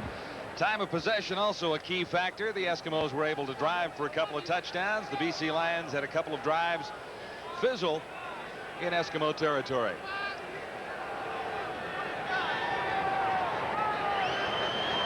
First down. Flutie to the far side for Skinner, and Skinner has substantial yardage inside the Edmonton zone at the 45. Stopped by Kevin Clark.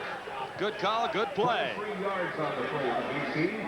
It's a good pass play against that Edmonton defense. You know, Flutie has been getting a lot of pressure, so the idea to try and establish some momentum on offense is to hit those backs quickly out in the flat. And Jeff Braswell just cannot get out in time to catch up with Chris Skinner, and what a super way to start the third quarter for the Lion offense. Let's see what they can do with good field position here. Flare pass out for Skinner once more, and Braswell was there. He doesn't get too excited, does he? Braswell on the play. Another celebrity in our area here tonight. Premier of the province of Alberta, Don Getty, joins us now. Former Eskimo quarterback. You used to look just like Tracy Ham out there in your days, didn't you? Actually, Tracy and I throw a lot alike, John, but I don't think I moved around like him. They used to refer to me as cement boots. You couldn't say that about Tracy. There were cement boots and spaghetti legs in that backfield, wasn't That's there? right, John. Isn't it a great spectacle tonight? Great night. And the Lions on the move here inside the Eskimo 20-yard line down near the 18 as Flutie has a few things going here. 29-yard toss to Jan Carinci. Great crowd on hand here, Don. Yes, it is. Hugh Campbell and the Eskimos are doing a fine job of marketing the product, and I hope people all over the league start to get out and support what is a terrific football league and a great part of Canada. This will be a first down for BC. at the Eskimo 19. The Eskimos leading 22-6, and here's Flutie on a tear. Flutie will score. It'll make things a little more interesting at Commonwealth. It was all Eskimos in the opening half, and the Lions have marched efficiently here as Flutie takes it in on a 19-yard run. That's the way I used to run, John. Just like that. Don, thanks very much for stopping by. Always good to see you. Good to see you. Now, Premier Getty, I'm sure you can appreciate the athletic ability of a Doug Flutie, and as I suggested in the highlight package, that's what Doug Flutie was going to have to do to generate some offense in the second half. Take it upon himself to run with the football a little more, and that was a beautiful run for the touchdown. It certainly was, and it shows the athletic ability of Flutie. I think he fits our game, and I heard you say that very, very well. Perfectly suited for the Canadian Football League. I'm glad we got him up here. You bet. Yes. Should sell a few tickets and might have sold a few here tonight, Don. Yes, and like to see this kind of excitement in a football game. The more athletic ability we have on the field, the more the fans are going to enjoy it. And this is a fine addition to our league. Do you want to describe how he gets into the end zone here, Mr. Premier? Actually, the Eskimos have spent a lot of time trying to make sure they could stop his rollout, but this time he went inside the boxing end, found the hole inside, because they've been rushing to the outside to keep him from rolling out. So he went inside that. Tell you what, Premier, I'm going to take your spot down the stands. You just stay here and do that color. That was very good. Which job do you think is easier, Don? I think I enjoyed the challenges of football in terms of it being easier, but we've got a great province here and two fine football teams in Alberta, and I really feel good about the league's prospects this year. And being a politician, of course, you have to cheer for them both as the occasion arises, even though you are a former Eskimo. Yes, my good friend Normie Kwong, of course, is president of the Stampeders, and I talk to him often. But I'd like to see both clubs do very well, and I think they're set up to do that this year. We'll let you get back to your seats, Don. Always great to see you, and thanks for coming back. The Giz is back in the Canadian Football League, returning punts and kickoffs, and boy, he always gives his offense good field position. Tracy Ham at the controls of the Eskimo attack, just off target there. Tracy Ham with the defensive. Well, Leaf, we know where we can go. If you ever go down, get hurt, we'll get Don Getty up here to sit alongside. Did a nice job on that, doing the color on Flutie's run. But just as it was imperative for the BC Lion offense to get started here in the third quarter, now the defense has to do their best to try and shut down Tracy Ham.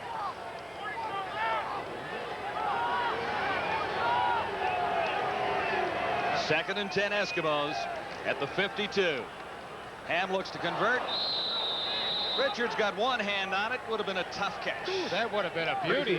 Looked like the ball stuck right in there briefly. But he just couldn't come up with it. Turning Point tonight will be brought to you by National Trust. Third and 10, Eskimo. McAreedy's kick taken by Norman Jefferson, number 12. He lost it, but they're going to rule it a dead ball. Michel Bourgeot put the stick on the returner, and it was picked up by Larry Ruck. And it'll be a fumble going to the Eskimos. Larry Ruck with his second fumble recovery of the night. Boy, oh boy, it's a disaster strikes once again for the BC Lions. Look at that. Oh, you just can't give a team like Edmonton these kind of opportunities. You know, you want to make them drive the field and work for all their points, but this is too easy.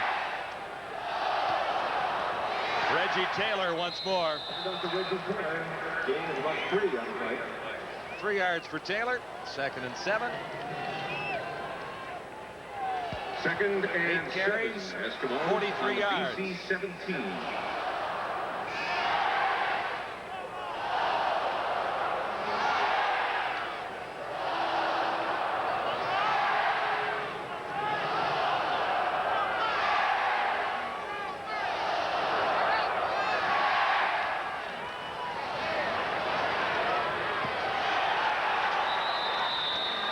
Down near the 5, they rule it no catch.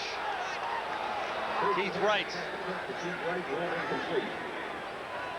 Chris Major was in the area.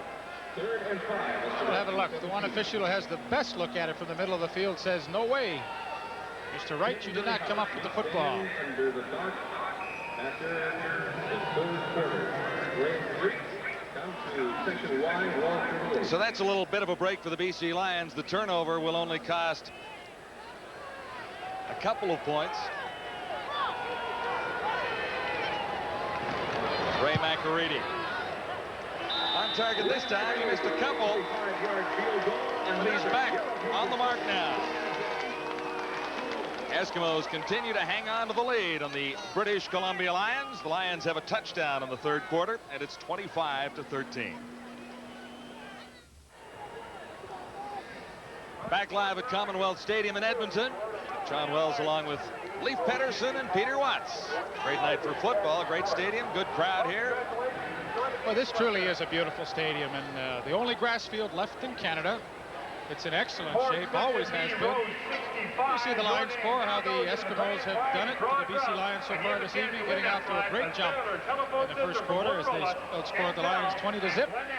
And now just taking advantage of another fumble by the BC Lions with a Ray McAreedy field goal, and we stand at 25-13 at this point.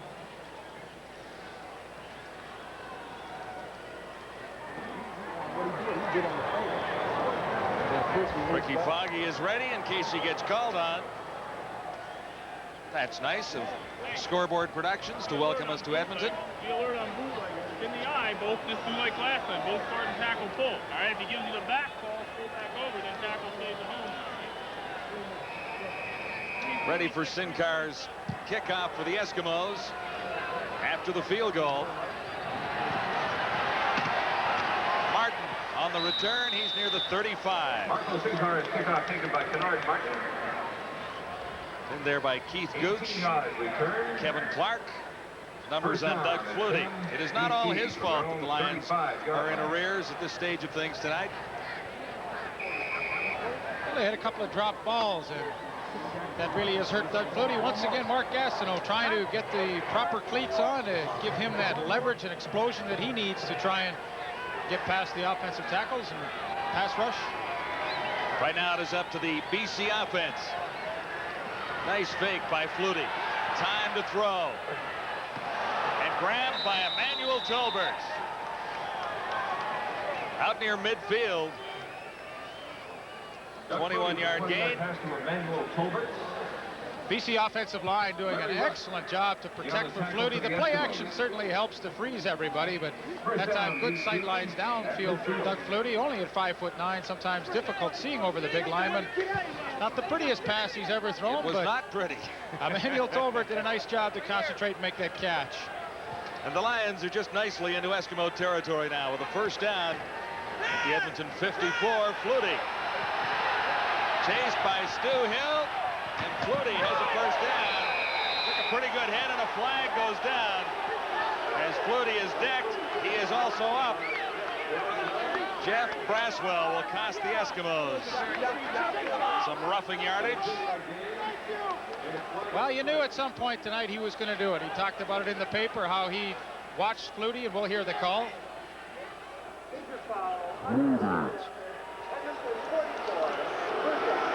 Well, I'm a big believer, Wellesley, as you know, in protecting the quarterbacks, and there's no room for stuff like this. No question Doug Flutie's intent to go out of bounds, and Jeff Braswell, as he has done so many times in his career, takes a roughing penalty, and a very unnecessary one. Farragelli not excited about it.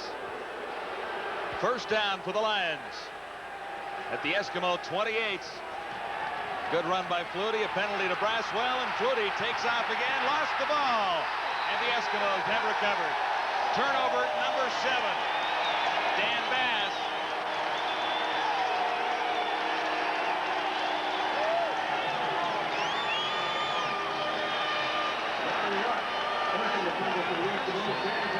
And it looked as though initially Doug Flutie had some room to run upfield, but I do believe it was number 47, Larry Ruck, that will reach in and knock the football loose. Yes, it was Larry Ruck. Danny Bass, number 30, with the recovery, and once again, scoring drive for the BC Lions snuffed out by the turnover.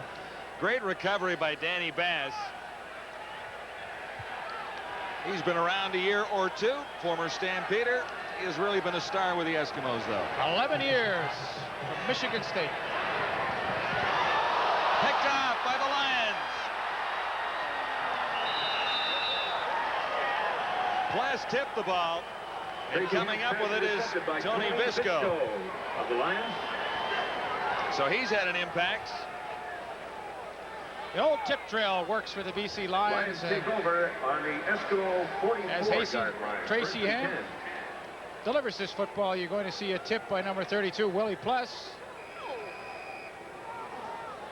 Craig Ellis has a shot at it, and Tony Visco comes across and makes the interception. So the BC Lions get to break their way, and let's see if they can take advantage of it and get back in this game. Heck, they only trailed by 12 points. 25-13 as it stands right now. Visco, the BC hero of the moment. The Lions with a first down. The Edmonton 44 behind the intended receiver. Alexander. Incomplete. He's good covering for the Eskimos. Well, once again, not Doug Flutie's fault. He threw the ball on timing, and as Alexander made his break, he went down. It can be frustrating for Flutie tonight. At times, he's looked very good, and other times, has not had a lot of help from his teammates. 25-13. The Eskimos lead the way with 8:04 to go, third quarter. Flutie with time. Batted down. Corinci was the intended receiver. Flag down. Bass was right with Corinci. That's Flutie's pass intended for Dan Corinci. Incomplete. Batted down by Cannon Bass. Getting a little heated down there. Stu Hill's fighting with the big guys.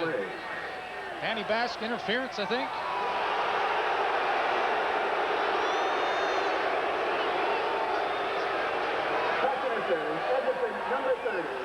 Well, let's have a look at Stuart Hill. He comes on the stunt. He goes to the inside, and Mike Walker to the outside. And let's see what gets him a little excited at the end here.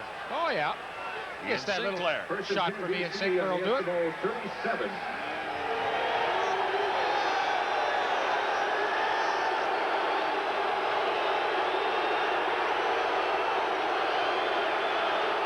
First and 10. Lions at the Eskimo 37. Flutie looks deep.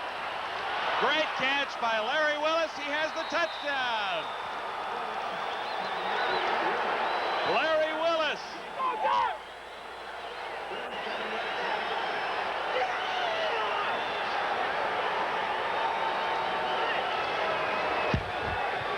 "37 yards on this one."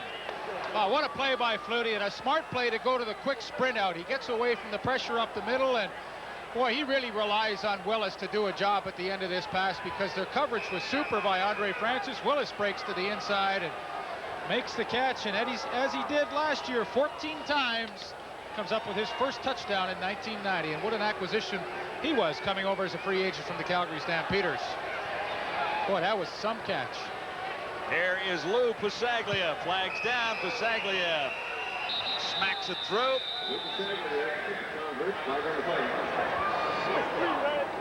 Wellesley, we have ourselves a football game here in the third quarter. Standing at 25-19 right now. Edmonton number 14 was offside on the convert. Penalty applied on the kickoff. Convert's good.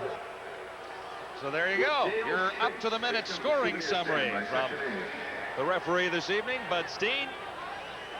It is now a 5-point ball game. The Eskimos still in the lead.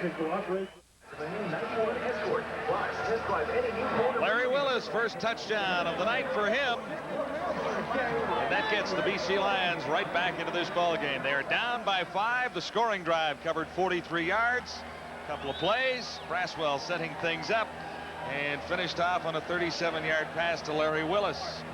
Visco interception and a Braswell penalty kept the Lions drive moving. Well, you know, John, I love to see a quarterback really rely on his receiver to come open at the end. You know, the coverage was very good, but Flutie threw it up, and Willis did a great job to make that touchdown catch. Colbert on the return for the Eskimos. Out to the 35. Decent field position there. The 15-yard return for the Stopped Eskimos. by Alondra Johnson, number 44. Stopped at the 35-yard line. First and 10. So as Tracy Ham comes back into the huddle with halfway gone in this third quarter, the Eskimos find themselves in a ball game. had everything pretty much their own way throughout this football game, but now find themselves only in the lead by 5 points. Third quarter has belonged to the BC Lions. 141 yards total offense in this quarter compared to 0 for the Eskimos. Ham in trouble as he lays it out for Craig Ellis, and Ellis more than halfway to a first down. Dan Watson made the stop. Ellis for a 7-yard gain. One of the other advantages of having Craig Ellis as a former running back is they can use him on the screenplays, and I'm sure Larry Kuharj's defense has been aware of this. But you see Ellis to the right of your screen just sneaks in behind the tackle Blake Dermott, and they allow the penetration from the BC line, and then Tracy Ham just lobs it up the air. Verschaval out in front. The BC Lions do a pretty good job to just hold that to 8 yards. Second down and 2. Maybe not quite. I think the second effort might have been able to spin him forward and get that first down. And off to Blake Marshall. Marshall, the ball carrier. Up by a wave of BC Lions. Close to a first down.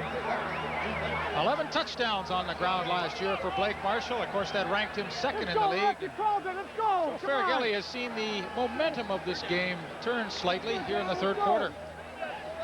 Come on, It'll be a third down. I do believe. I think you're right. They'll measure it, though. Is it my imagination, or is it dark in this stadium tonight? Well, it's nighttime, Lee. Well, I know, but the lights don't seem to be coming on too quickly here. Jeez, you figured that out, eh? Well, how I let you get away with these things, I don't know. But nighttime out in the prairies here is a lot later than... We are in the land of the midnight sun in northern Alberta. 3rd and inches.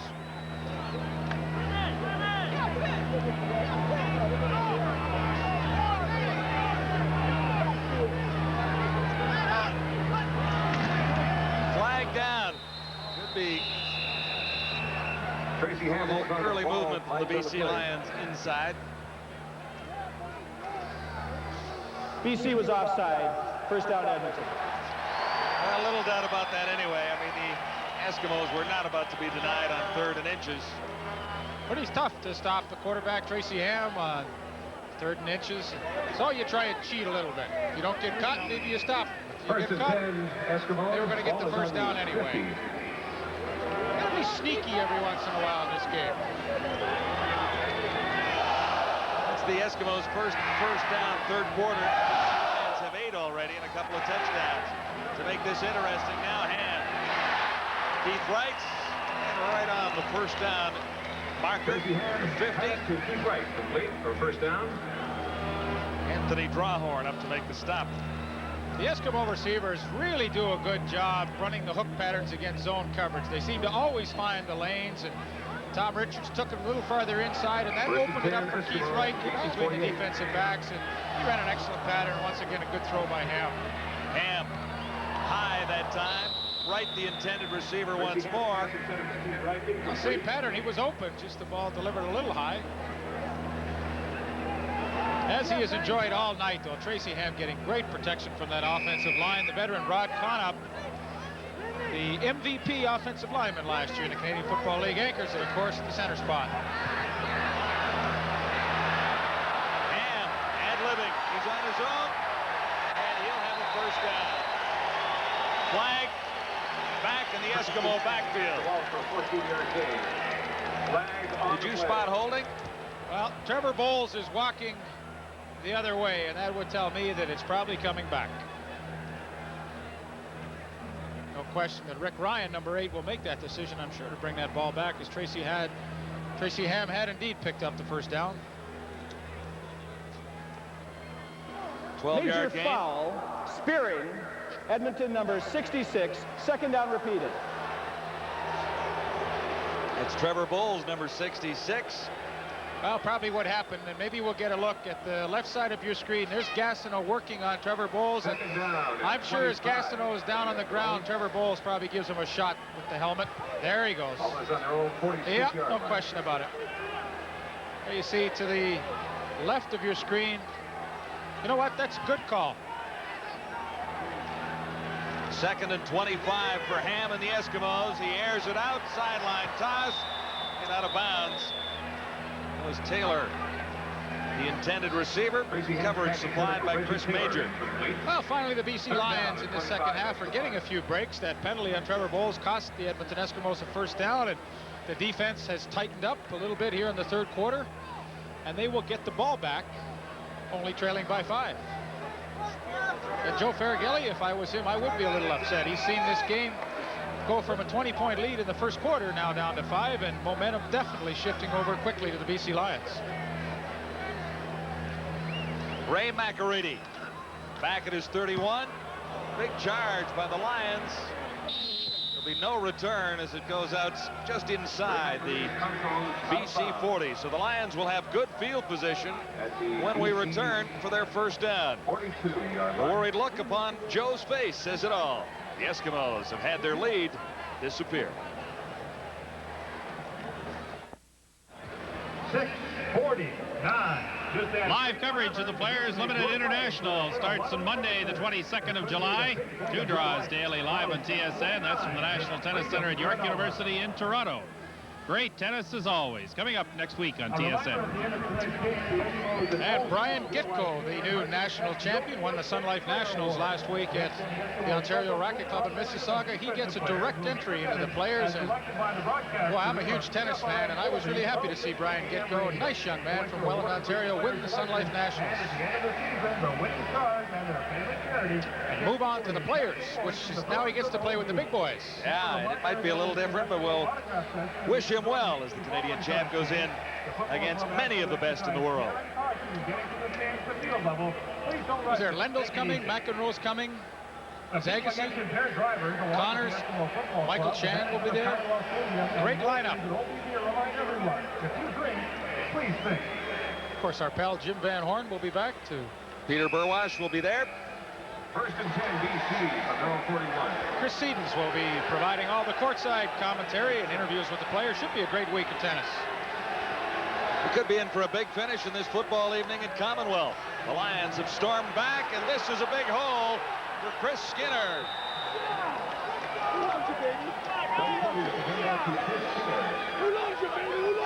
Keith Gooch made the tackle.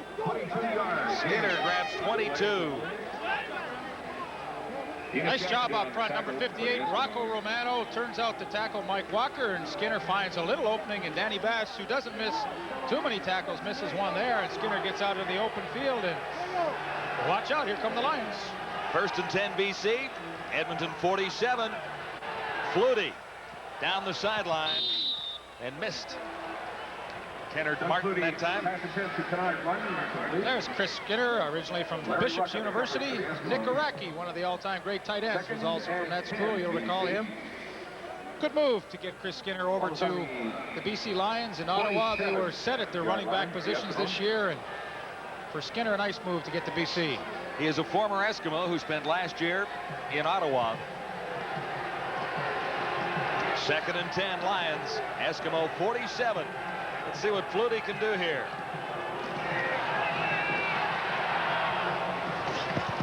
Alexander couldn't bring it home. What a job by number 18, Keith Gooch, on the corner. Super coverage on Alexander. When he went up, he had his hands on the ball, but the hit by Gooch broke it up. Once again, the Edmonton Eskimos, as they do almost every game of the year, come up with that good pressure up the middle. Braswell, Ruck, Mark Norman from his safety spot on the safety blitz as well. They aren't afraid to bring the whole house. They do it often. Boy. Well, they've got such great defensive backs and man-to-man coverage that, you know, it allows them to take all these gambles. And they have two pretty good defensive backs who used to be BC Lions out there on the corners. Andre Francis, Keith Gooch. Lou Pasaglia, this one is high. Henry Williams. Not much that time. Put a couple of sneaky little moves on down there, but didn't fool anyone. Well, it was a beautiful punt by Lou Pasaglia. A nice long 41-yarder, but such great hang time. The Lions were able to get down and provide good coverage and rough up the gears a little bit. I think Paul Wetmore led the tacklers that time. So Ham goes out and will go to work from deep in his own zone, inside the 15. And Henry Williams is not off the field yet. He was shaken up.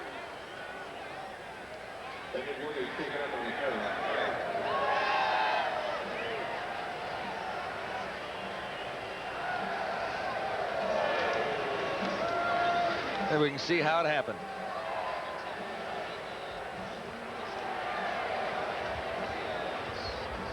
A lot of shake and bake as he tries to get There's away. the stick.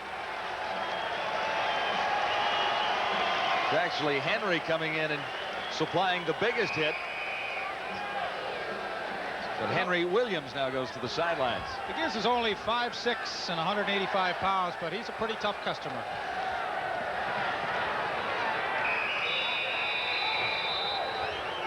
Taylor stopped by Willie Pless.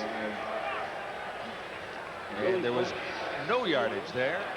2nd and 10. Haven't really talked about Willie Pless too much this year. Of course, coming over in that trade for Matt Dunnigan, all Canadian in 1986 and 1988 with the Toronto Argonauts. Played out his option, tried his luck with the New Orleans Saints of the NFL and couldn't make it. Came back to Toronto, now ends up in BC. Keith Wright gets the Eskimos out of a big pile of trouble as he makes the catch out near the 30. Chris Major was with him, but Keith Wright has the catch. Well, that's really a huge play for the Eskimos. They've lost the momentum and trying to regroup. And 2nd and long, good hook pattern by Keith Wright gets them out to over the 30-yard line and a little breathing room. First down. Eskimos at the 31. Ham looks deep and carries himself. Boy, he's quick and he's almost got a first down. He might even have it. The middle linebacker, Alondra Johnson, made the stop. Boy, he is an exciting player to watch. It seems like every team in the Canadian Football League has some good quarterbacking this year. Go around the league, just about everyone has a great quarterback. Well, the only team that was a question mark as we began the season, of course, was Winnipeg. But then they made the deal for Tom Burgess, and what a game he had last week in Ottawa, directing them to that overtime thrilling win. Short of the first, it's 2nd and 2. And there is the first. Tracy Ham hands off to Blake Marshall. Blake Marshall is tough. 6'1", 230 pounds, and he doesn't need much of an opening to get through and pick up 2 or 3 yards. That's on the right side of the offensive line with Randy Ambrosi, and Trevor Bowles did a nice job to break him loose. 32, Michael Souls was helping the blockers as well. Boy, he's a good young running back, Michael Souls from McGill University, and as so often happens in the Edmonton Eskimo history, they bring these backs along slowly, but he'll get his shot someday, and he'll be a good one. From the 42 on 1st and 10, Taylor coming out of the backfield, and he is more than halfway to a first down at the 50. Pass to Reggie Taylor for a gain of 7.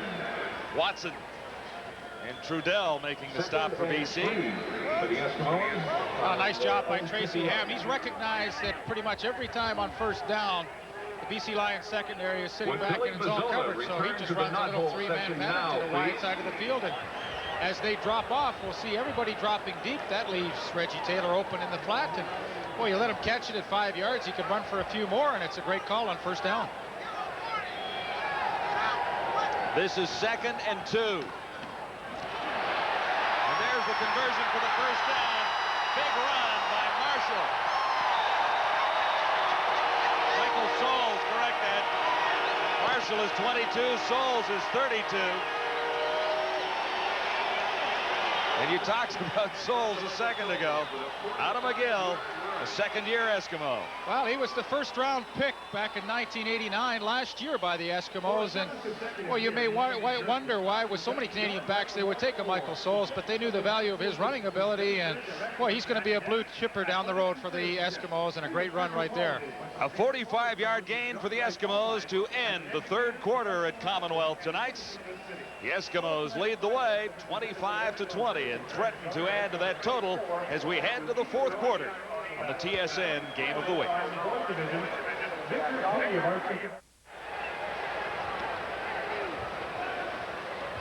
Back to Commonwealth. The Eskimos facing 2nd and 10 now. This is what happened on the previous play. Tracy Hammond looked as though he could have run into the end zone for the touchdown, but he elects to try and force the ball in. Tom Richards cannot come up with the catch, so the BC Lions face a real big test here on 2nd and 10, deep in their own territory. From the 15, it is Tracy Ham. Time to throw, end zone, no. catchable football. Craig Ellis couldn't hang on. Well, we saw that happen earlier to Emmanuel Tolbert. He thought it was going to be tipped. It wasn't, and it was right there. And now the same thing to Craig Ellis. Looked as though the ball was going to be tipped, but boy, Tracy Ham couldn't have thrown it any better. And I mean, he could sit back there in a rocking chair. He's got so much time tonight. The offensive line just doing a super job protecting for him. Fortunately, Ellis could not hang on. So that brings on Ray McErady on 3rd down. Short little chip shot field goal from the 22.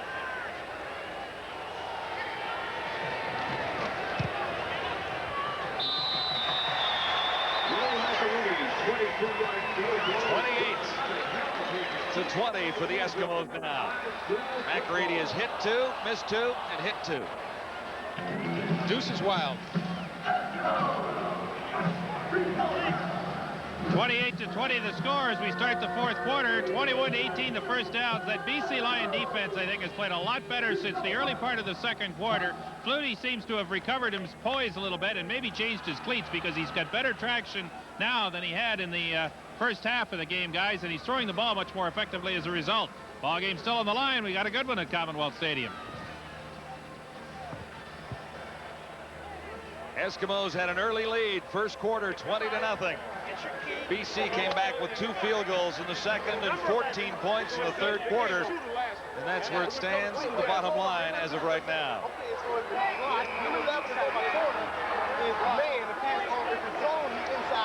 Yeah, but he's still turning and running with you. No, it's the opposite way around. No real play that time for Darrell Wallace. Marco Sukar kick out. Taken by Darrell Wallace. So Flutie leads the Lion offense out onto the field. He is 15 of 33 for 291 yards, 1 touchdown through the air, 1 touchdown himself. He's thrown a couple of interceptions. The numbers would be a lot better if the guys could hang on to the football for him tonight. He's had about 4 or 5 drop balls that I can think of. And a couple of turnovers on fumbles that cost the Lions points. 1st and 10. BC from the 27.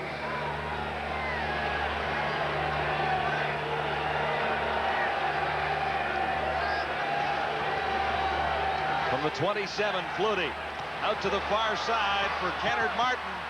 Martin has the first down and keeps going across the 40 to the 42. Doug Flutie's pass to Kennard Martin. I wonder if Doug Flutie sat on the sidelines and watched Tracy Ham operate the Eskimo offense, and he said, boy, if he can get those backs open in the flat and give it to him and get first downs, we can do the same thing. And he gets the ball quickly on the play action out to Kennard Martin. It's a good safe pass to throw, easy one to complete, and very successful as he picks up the first down. First down, Lions. And no running room that time. Mike Walker in there, number 61. Martin carries again. And back. And Mike Walker for the Eskimos. Well, I wonder if Grover and Hamilton's going to miss his old pal Mike when he looks to the left every time he lines up.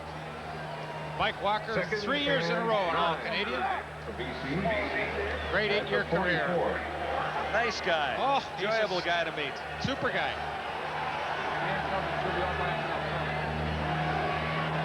This is really 2nd and 10, perhaps a half yard on that last play. Flutie in trouble now. Can he get away? He does. Tips. Almost picked up. Ferenczi had a shot at making the catch as well.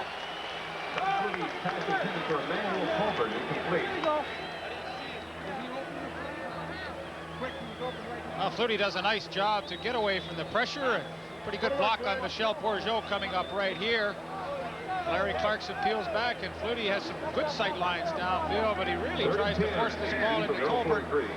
Ball is tipped, and Jack Ferenczi had a chance to come up with it, but I think Andre Francis finally knocked it away. Like Tolbert was the initial target on the play. Here's Lou Pasaglia. High. Down near the 25. Henry Williams is okay. Stopped by Paul Wetmore, number 35. Gain of 13 on the play. A 13-yard return. The Eskimos first down when we return to Commonwealth. Edmonton out in front of the Lions by 8. Here's a TSN CFL fact. Only one player has played in the Rose Bowl, the Grey Cup, and the Super Bowl. Lions president Joe Kemp. He won the Grey Cup, right? He missed on the Rose and the Super. That's correct. If you say so. Joe should be down there.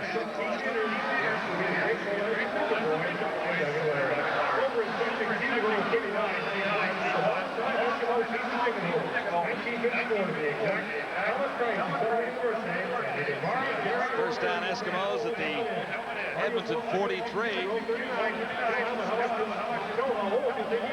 Happy birthday. And one last wish to a member of the Edmonton Eskimo family since 28-20 on the scoreboard, favoring the Eskimos. Edmonton winning last week. The Lions ending in a 38-38 overtime tie with the Calgary Stampeders. Well, some pretty exciting opening games last week in the CFL. Lots of points up on the board, Leaf. First and 10 Eskimos for their own 280 points in week 1.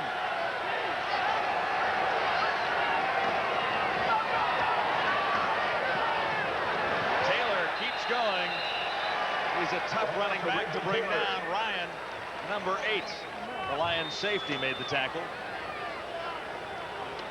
He is a tough customer, Reggie Taylor, only 5'6", 175 pounds, but a very durable back as he played all games for the Eskimos last year. And graduated from the University of Cincinnati, where 3 times in his career there he went over 1,000 yards. He has great credentials. 2nd and 5, and Ham goes to the far side of the field. On target for Keith Wright once more. Anthony Drawhorn, number 4, was covering. Chris Major as well. Well, let's check in with Mark Gastineau and see how he's faring tonight. Has not had a sack, and believe me, when he does, you'll know it, because he'll do some gyrations that you may have never seen before. But Blake Dermott, the 8-year veteran with the Edmonton Eskimos, does a nice job blocking on Mark Gastineau.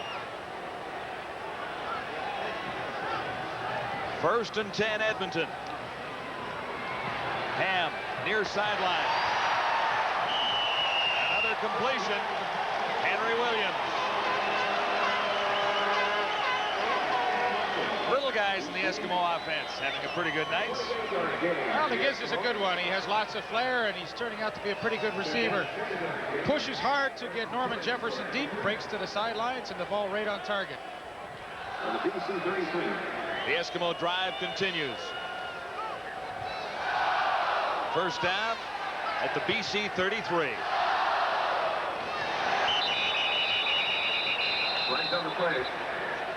A procedure call as Ham moved away from the center a little too early. You know, if you're sitting at home and you're saying to yourself, the procedure, Edmonton number 8. Why don't the BC Lions secondary come up and challenge those Edmonton receivers a little more? It really becomes a catch-22. They're not getting any pressure on the quarterback. And boy, if you come up and get locked up in tight man-to-man coverage with no pressure up front, you could be in for a long night. So they're forced to sit back in that deep zone coverage, and Tracy Ham and the receivers are reading it rather easily.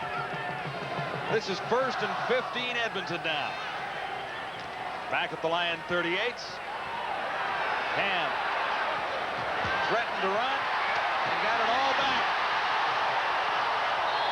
Reggie Taylor once more.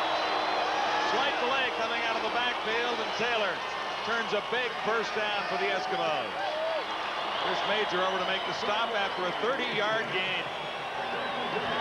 Well, that's the pressure that Tracy Ham puts on the defense here. Once he breaks containment, nobody knows whether he's going to run or throw, and as it rolls just a little farther, the defensive backs start to move up on Tracy Ham, and that leaves Reggie Taylor free along the sidelines. And he picks up 30 yards, and now the Eskimos are really knocking at the door. Edmonton already leading by 8. Henry Williams looks to the end zone, stopped a yard short.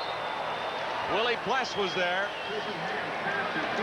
So was Ken Watson, number 3. Well, John, this is where I really disagree with the kind of defense BC's playing. You know, when you're backed up at your own goal line, you have to come up and force those receivers. You can't allow a guy to complete a hitch pass down near the goal line. Your corners have got to come up and take some chances right there. I don't agree with that defense at all. 2nd and goal to go. Eskimos are at the BC 1.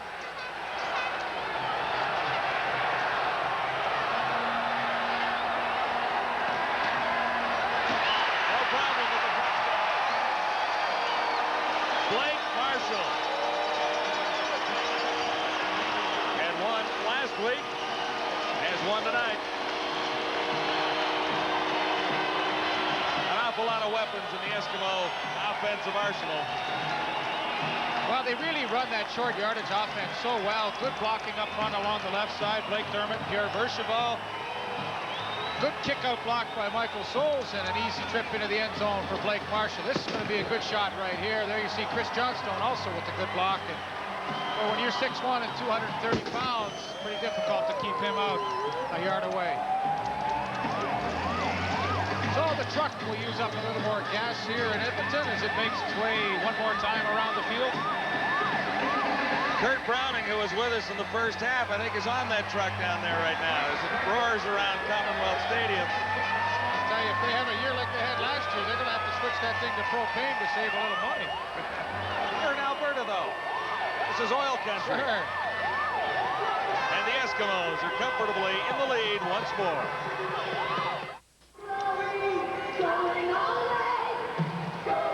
Well, the Eskimos have a 15-point lead now. They marched 72 yards in 6 plays in a time of 2:46, and Marshall made it look easy on a 1-yard plunge. Big play in the drive, the 30-yard reception by Reggie Taylor. He has had himself some kind of night running the football and, of course, catching. One more special birthday announcement tonight for the 1989 Doug Flutie of the Lions came back and got a couple of quick touchdowns to start the 3rd quarter off. The Eskimos wilted a little bit, but then came storming back once more for the 15-point advantage. See what the Lions can do on this kick return. This is Martin. He has decent field position out across the 45. Return for the Lions. Still lots of time to go in this one. 9:02 remaining in the 4th quarter. First and 10, BC. I think that is Kurt Browning driving the truck. Two-time world figure skating champion from Alberta. Was our guest earlier. He's getting ready to head to the Goodwill Games. We'll have coverage of that beginning shortly on TSN.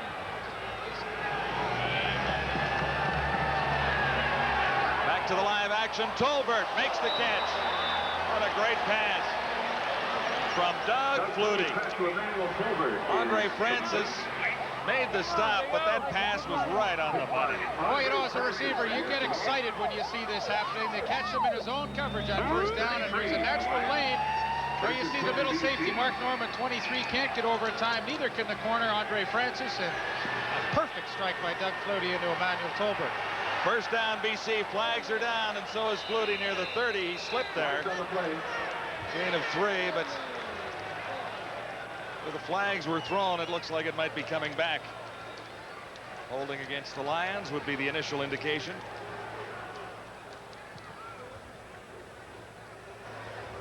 Holding, BC number 55, 1st down repeated. That's the center, Ian Sinclair. 6-year veteran from the University of Miami Hurricanes, Ian Sinclair, and there you see it. The toaster, Mr. Devastation, gets around him, and Sinclair has no choice but to put the hook on him. The Edmonton He saw him and caught him, and BC goes back 10. Flutie faces 1st and 20 here. Near the 45 of the Eskimos. Darrell Wallace coming out of the backfield. He might have lost his footing too, but he was pinned quickly by Andre Francis. There wasn't much more running room anyway, was there? I don't think so. That was a nice job by Andre Francis, just to read the overall pattern and see what was developing. He saw that Flutie had to go up in the flat, and he left his man, came up and did a nice job. All-Canadian in 1989 was Andre Francis.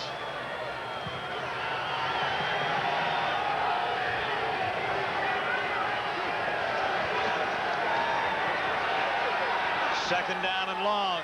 Wide open. Oh, he couldn't make it. Ray Alexander in behind the coverage, and he couldn't bring it down. Boy, after every game, you look back at 2 or 3 plays, the old what-if plays.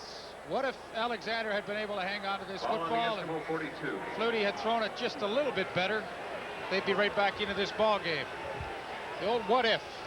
Flutie a little off target,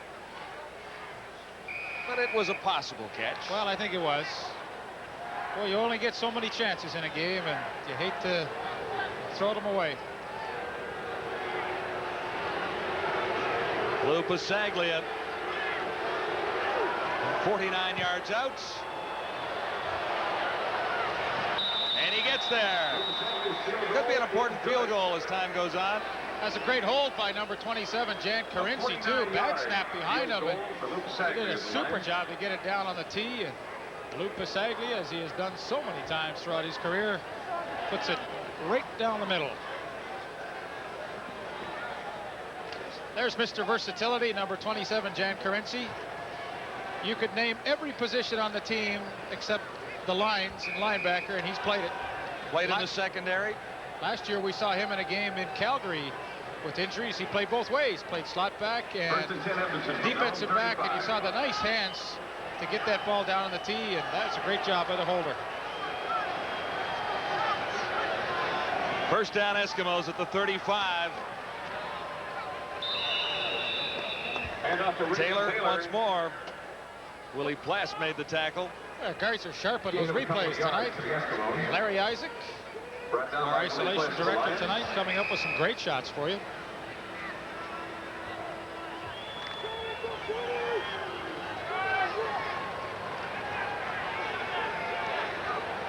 Gain of 3. This is 2nd and 7. Ham steps up and is on target. A bullet pass from Tracy Ham to Tom Richards. Tracy Ham's pass to Tom Richards. They really had a field day tonight, running those hook patterns to Keith Wright on the outside and Tom Richards and Craig Ellis on the inside. But once again, it all goes back to the protection that the offensive line is giving for Tracy Ham. He's able to step up, deliver off that front foot, and put a lot of zip on that football. 35-23, the Eskimos out in front of the BC Lions. Edmonton first down at the Lion 53. Ham with all kinds of time. Now he can't get out of there, and they'll throw the flag, and they should have. Tracy Ham. Well, that's a good call. But boy, he still had all day to throw, you know. My, oh my. Flags on the play. Intentional grounding. Edmonton, number 8. Second out. Well, sometimes you get away with it, but when the closest receiver or the closest player in a green jersey is wearing 66, they tend to call it, right? I think so. That's a good call right there. But, you know, we've mentioned the offensive line for the Eskimos so much tonight. And, of course, Rod Kahn up the center. The guards, Randy Ambrosi, Pierre Berchevaux. The tackles, Blake Dermott and Trevor Bowles. They have had an outstanding night as a group. 2nd and 25 facing Edmonton, and Tracy Ham now.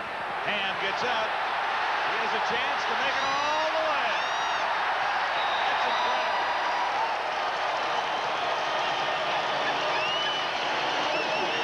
Ham got the 25 and more, but he is shaken up. A 28-yard gain for the Eskimos on their play. Well, Tracy Ham shows you why he's the first quarterback in Canadian Football League history to gain over 1,000 yards in one season, as the lane opens up and he takes advantage of it, goes for 32. Not bad when you're 2nd and 25 to get 32 yards on the run. Look at his numbers for tonight. Eskimos now from the BC 37. Taylor once more. Well, John, going back to the offensive line, the thing that they do so well is when they pass block and form that pocket, each guy on that offensive line turns his man to the outside, so there are always some good lanes for Tracy Ham to run up through. 2nd and 6. Edmonton. Now he was shaken up on that previous play. He remains at quarterback.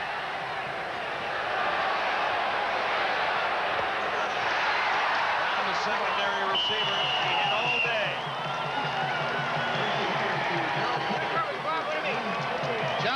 you'd be able to complete a pass or two if you were out there and had that much time to throw.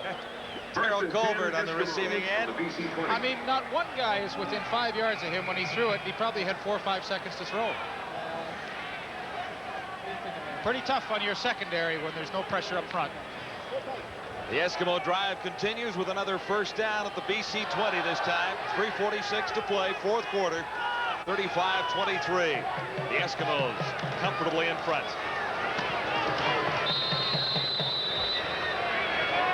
Tracy Ham hands off to Chris Johnstone.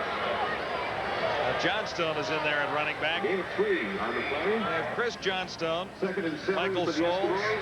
Ball is on the BC Ryan 17. Walling, Blake Marshall. 3 Canadian running backs. 4 Canadian running backs. As they always have had throughout their history, the Eskimos with some great depth in their lineup. And always a great coach, Canadians. Gain of 3. This is 2nd and 7. Touchdown. Colbert has his first. Daryl Colbert, number 76 out of Texas Southern. There's a CFL souvenir for a rookie. The all-time leading receiver in Texas Southern history, Daryl Colbert, gets his first touchdown in the Canadian Football League, and a pretty good toss by Tracy Ham. Low and away, nobody's going to be able to get in there and knock the ball loose, and we got a pretty happy guy there.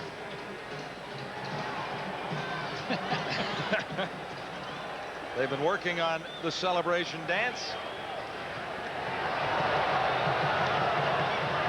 No chance for the convert on a bobbled snap there. Jordan Gantner was the holder. We saw some good dances in Ottawa last week in celebrations after touchdowns. Rough Riders had a good routine worked out. This could be bad news for the Eskimos as Tracy Ham gets worked on the sidelines. He has had a great night tonight. But right now, he's hurting a bit. Edmonton out in front, 41-23, late in the fourth. There's the drive that resulted in the Eskimos' last touchdown. 7 plays, 75 yards, wasted 4 minutes and 4 seconds, and Daryl Colbert has his first CFL touchdown. 2:49 to play, fourth quarter. The Eskimos out in front, 41-23. Brief Lion flurry in the third quarter, and the Eskimos turned it on once more. This is Darrell Wallace on the return for BC, and he gets it out to the 41. Darrell Wallace takes Marco Sincar's kickoff. A 17-yard return. Brought down by Jordan Gertner. And Marco Sincar. 1st and 10 BC from their own 40-yard line. It's a lot of yards to be trailing by this many points, Lee. BC with 410 compared to 456 for Edmonton. First down for the Lions with 2:43 to go. Flutie needs a pocket full of miracles now. Wallace makes the catch. He's a couple short of the first down. Pass to Darrell Wallace, complete. Gain of 8 on the play for the Lions. 2nd and 2 on their own 48. Danny Bass, the 11-year veteran from Michigan State, MVP in the Canadian Football League for the defensive side of it last year. Boy, year after year, I mean, he is like the old fine wine, isn't he? This is Larry Willis, and he lost the ball. Who's got it? Looks like the Eskimos might have come up. Well, hang on. Wallace jumps on it as it squirted loose once more, so Darrell Wallace. Boy, Larry Ruck had a shot at it, too. That would have been his 3rd fumble recovery of the night, but he could not squeeze it. Darrell Wallace retains it. Still is a ray of hope for the BC Lions. 1st and 10, BC. Flutie gets the quick offense going out there now with a first down at the 45. Far side. Too far for Tolbert. Boy, they have had some guys open tonight and missed a number of times just by inches. Flutie does have poise, though, doesn't he? Oh, yeah, he's going to be a good one. We are going to enjoy watching him throughout his career in the Canadian Football League. And, of course, we have for 3 years now watched and enjoyed Tracy Ham's performances.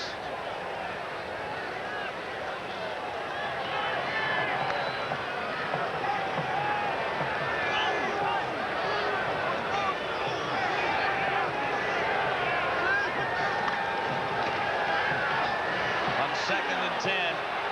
Flutie has to scramble out of there. Kennard Martin can't hang on. Kevin Clark covering for the Eskimos.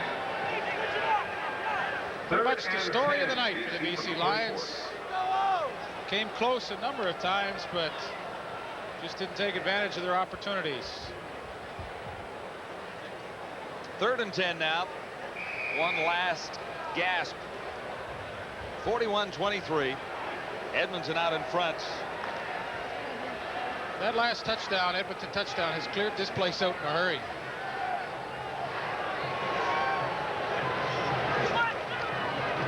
See what Flutie can do on this 3rd down gamble. Can he get there himself? Doug Flutie holds on to the ball. Is he a little short?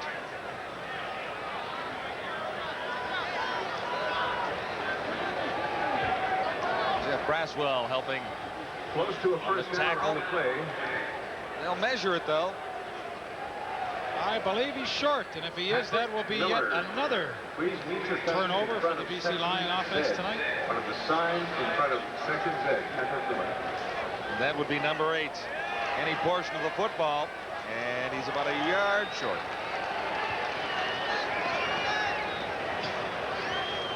So we're going to get a look at quarterbacks with the injury to Tracy Ham at number 6, Warren Jones, who was with the Eskimos last year, did not dress for any of the games, but I can tell you that he's from the University of Hawaii, where he set numerous passing records. Was the 2nd all-time leading rusher in University of Hawaii history, so I would think he's pretty much in a Tracy Ham mold. 6'2", 200 pounds, nice size.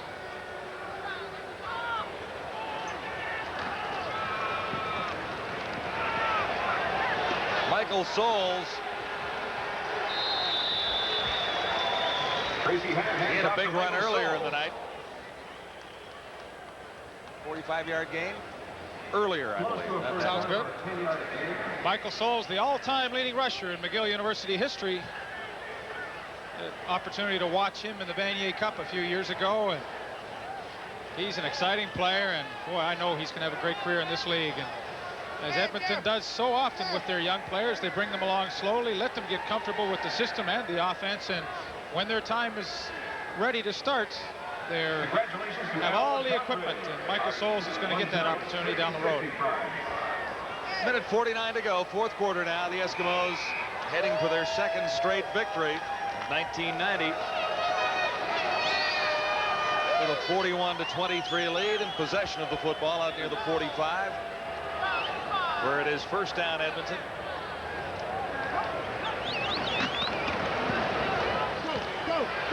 Colbert on the receiving end of that pass from Warren Jones. Ken Watson makes the stop.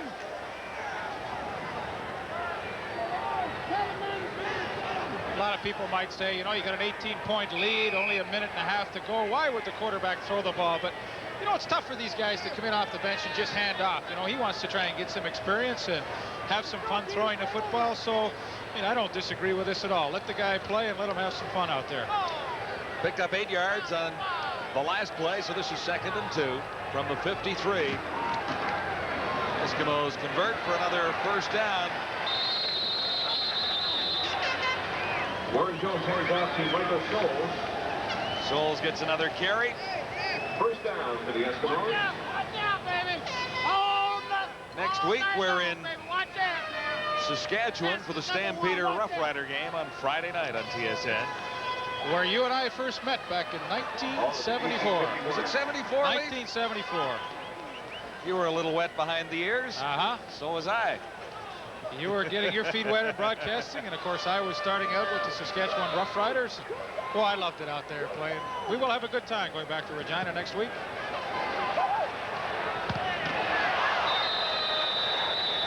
Jordan Gantner can't hang on. Warren Jones I think our old pal Barry Armstrong will have a cold one waiting for us at penalties. I'm sure Barry will be expecting us. Your son Chris is waiting for you in the press box. Thank you. Well, now that we've told him we're coming.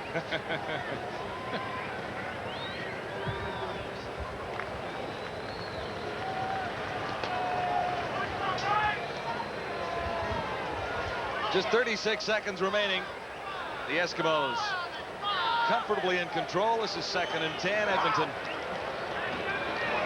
wasting the final few moments here, and it's picked out. Chris Major has an interception that'll look good on the stat sheets, but won't really affect the outcome of anything. Well, he threw the interception, but did Warren Jones ever look like a Tracy Ham clone when he sat back in the pocket there? No question he has a strong arm, but Chris Major did a nice job to come over and make the interception. There's Tracy Ham. Doesn't look like he has been hurt too badly. In fact, before the game, he told me, Leaf, he said, my wife said I'm getting better looking. I said, yeah, what does she want to buy? Tracy, there's a reason for all these things.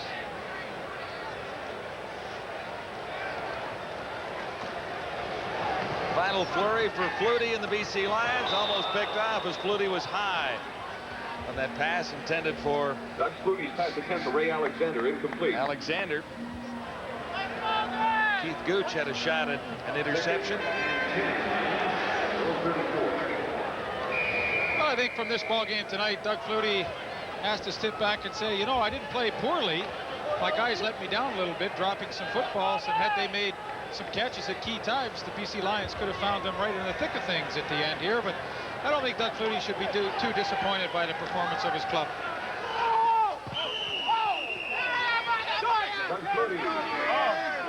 14 seconds left now as Flutie misses for Larry Willis. Andre Francis in on the coverage for the Eskimos. 3rd and 10, Lions. They have built quite a football dynasty in this city, have they not, Leaf? The team is always there, always contending. You know, Bobby Layden and I were taking a walk around the field before the game tonight, and you look up on the wall, and they have how many Grey Cups they have won, and that streak where they had 5 in a row, and I believe it started in 1978. Very impressive. This is Martin. He has a first down with 7 seconds remaining. Bernard Martin, a 12-yard gain. First down, BC. On their own 45-yard line. Looking ahead to other games in week 2 in the CFL. Ottawa, Hamilton. Tomorrow, Saskatchewan, Calgary. Also tomorrow, and then Friday, the Argos and the Blue Bombers in Winnipeg.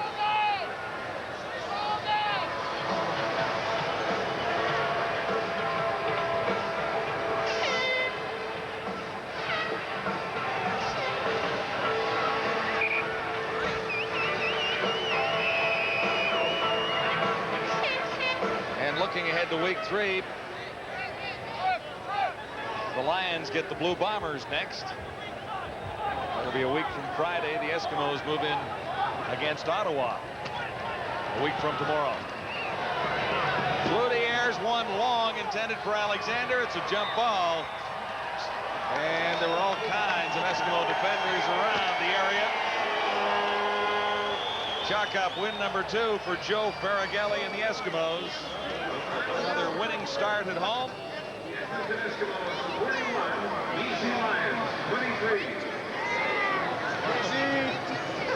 Eskimos have now won 11 straight regular season home games. I said at the outset, they're always tough at Commonwealth. They know their ballpark well. Well, you know what they do so well, John, year after year. You know, they have guys that maybe leave and go somewhere else, but they have always been able to replace the players that have left the team and replace them well. Stanley Blair, the all-Canadian cornerback, he leaves. Now they got Keith Gooch. He's an all-star. Well, boy, don't feel sorry for Doug Flutie as you see him leaving the field. He had a pretty good night, and he will have a great career in this league, but Edmonton's defense just a little too tough for the BC Lions tonight. You talked about what-ifs earlier in the game. There were a couple of turnovers that fall into that category. There was also a bit of a defensive lapse at one point in the 4th quarter when the Lions had the Eskimos pinned in rather substantially on a long first down situation. Tracy Ham converted that. Well, you know, it was a hook pattern to Keith Wright, and at the time I mentioned that, you know, this isn't probably the greatest play of the game, but certainly was an important play at that time. It reestablished some momentum for the Edmonton Eskimos, and Tracy Ham did a great job tonight directing that offense. All right, let's go down to Peter Watts. There's a crowd down there. All right, John, thank you so much. It's time for our Molson Game Star, and we could have picked a lot of them tonight. We picked Tracy Ham, the outstanding quarterback of the Edmonton Eskimos. He and Keith Wright had a pretty good thing going for a good part of the first half, and in the second half, Ham started to run with the football, something he does so well. This little scamper, part of a 77-yard effort on the ground for Tracy Ham on this night. And he is our Molson MVP Game Star. Lots more to come from Commonwealth Stadium in Edmonton, where the Eskimos have beaten the BC Lions 41-23.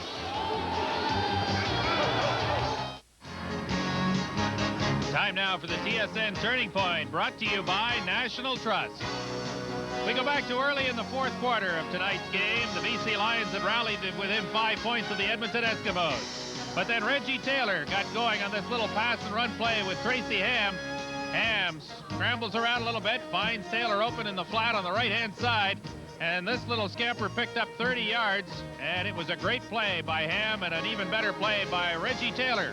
The throw-in in the Matt Dunnigan deal a couple of seasons back with the BC Lions. What a story. That's our turning point. From there, Blake Marshall got the touchdown, and the Eskimos went on to a victory. A cash donation will be made to amateur sport on behalf of TSN and National Trust. Our business is financial service. Now, let's get a couple of thoughts from the guys who call the game. Let's go upstairs now to John Wells and Lee Pedersen. We're a little bit in the dark up here. I hope you can still see us out there. We had a slight power failure, but everything is okay as far as getting out and wrapping this thing up tonight. Defense, a bit of a problem for the BC Lions, and I guess that problem is partially caused by Tracy Ham. Well, it is, John, but, you know, when you don't get any pressure on a quarterback all night long, I mean, it makes it so difficult for the secondary. I don't think you could fault the secondary to BC Lions. Up front, the lack of pressure really hurt them, and no power failure for Tracy Ham tonight. You know, he had 338 yards passing.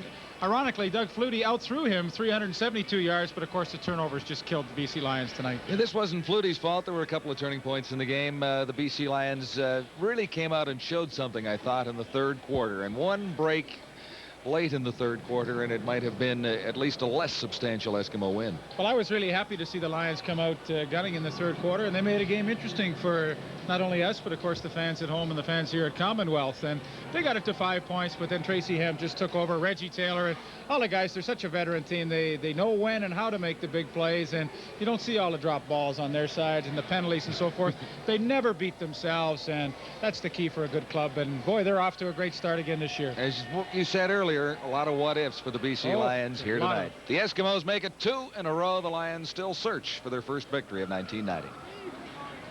All right, guys, thank you so much. Our next telecast will be a week from Friday. We'll be at Taylor Field in Regina to watch the Saskatchewan Roughriders and the Calgary Stampeders. The final score from Commonwealth Stadium in Edmonton, the Eskimos 41 and the BC Lions 23. And for all of us here at Commonwealth Stadium, I'm Peter Watts. We thank you for joining us. So long for now.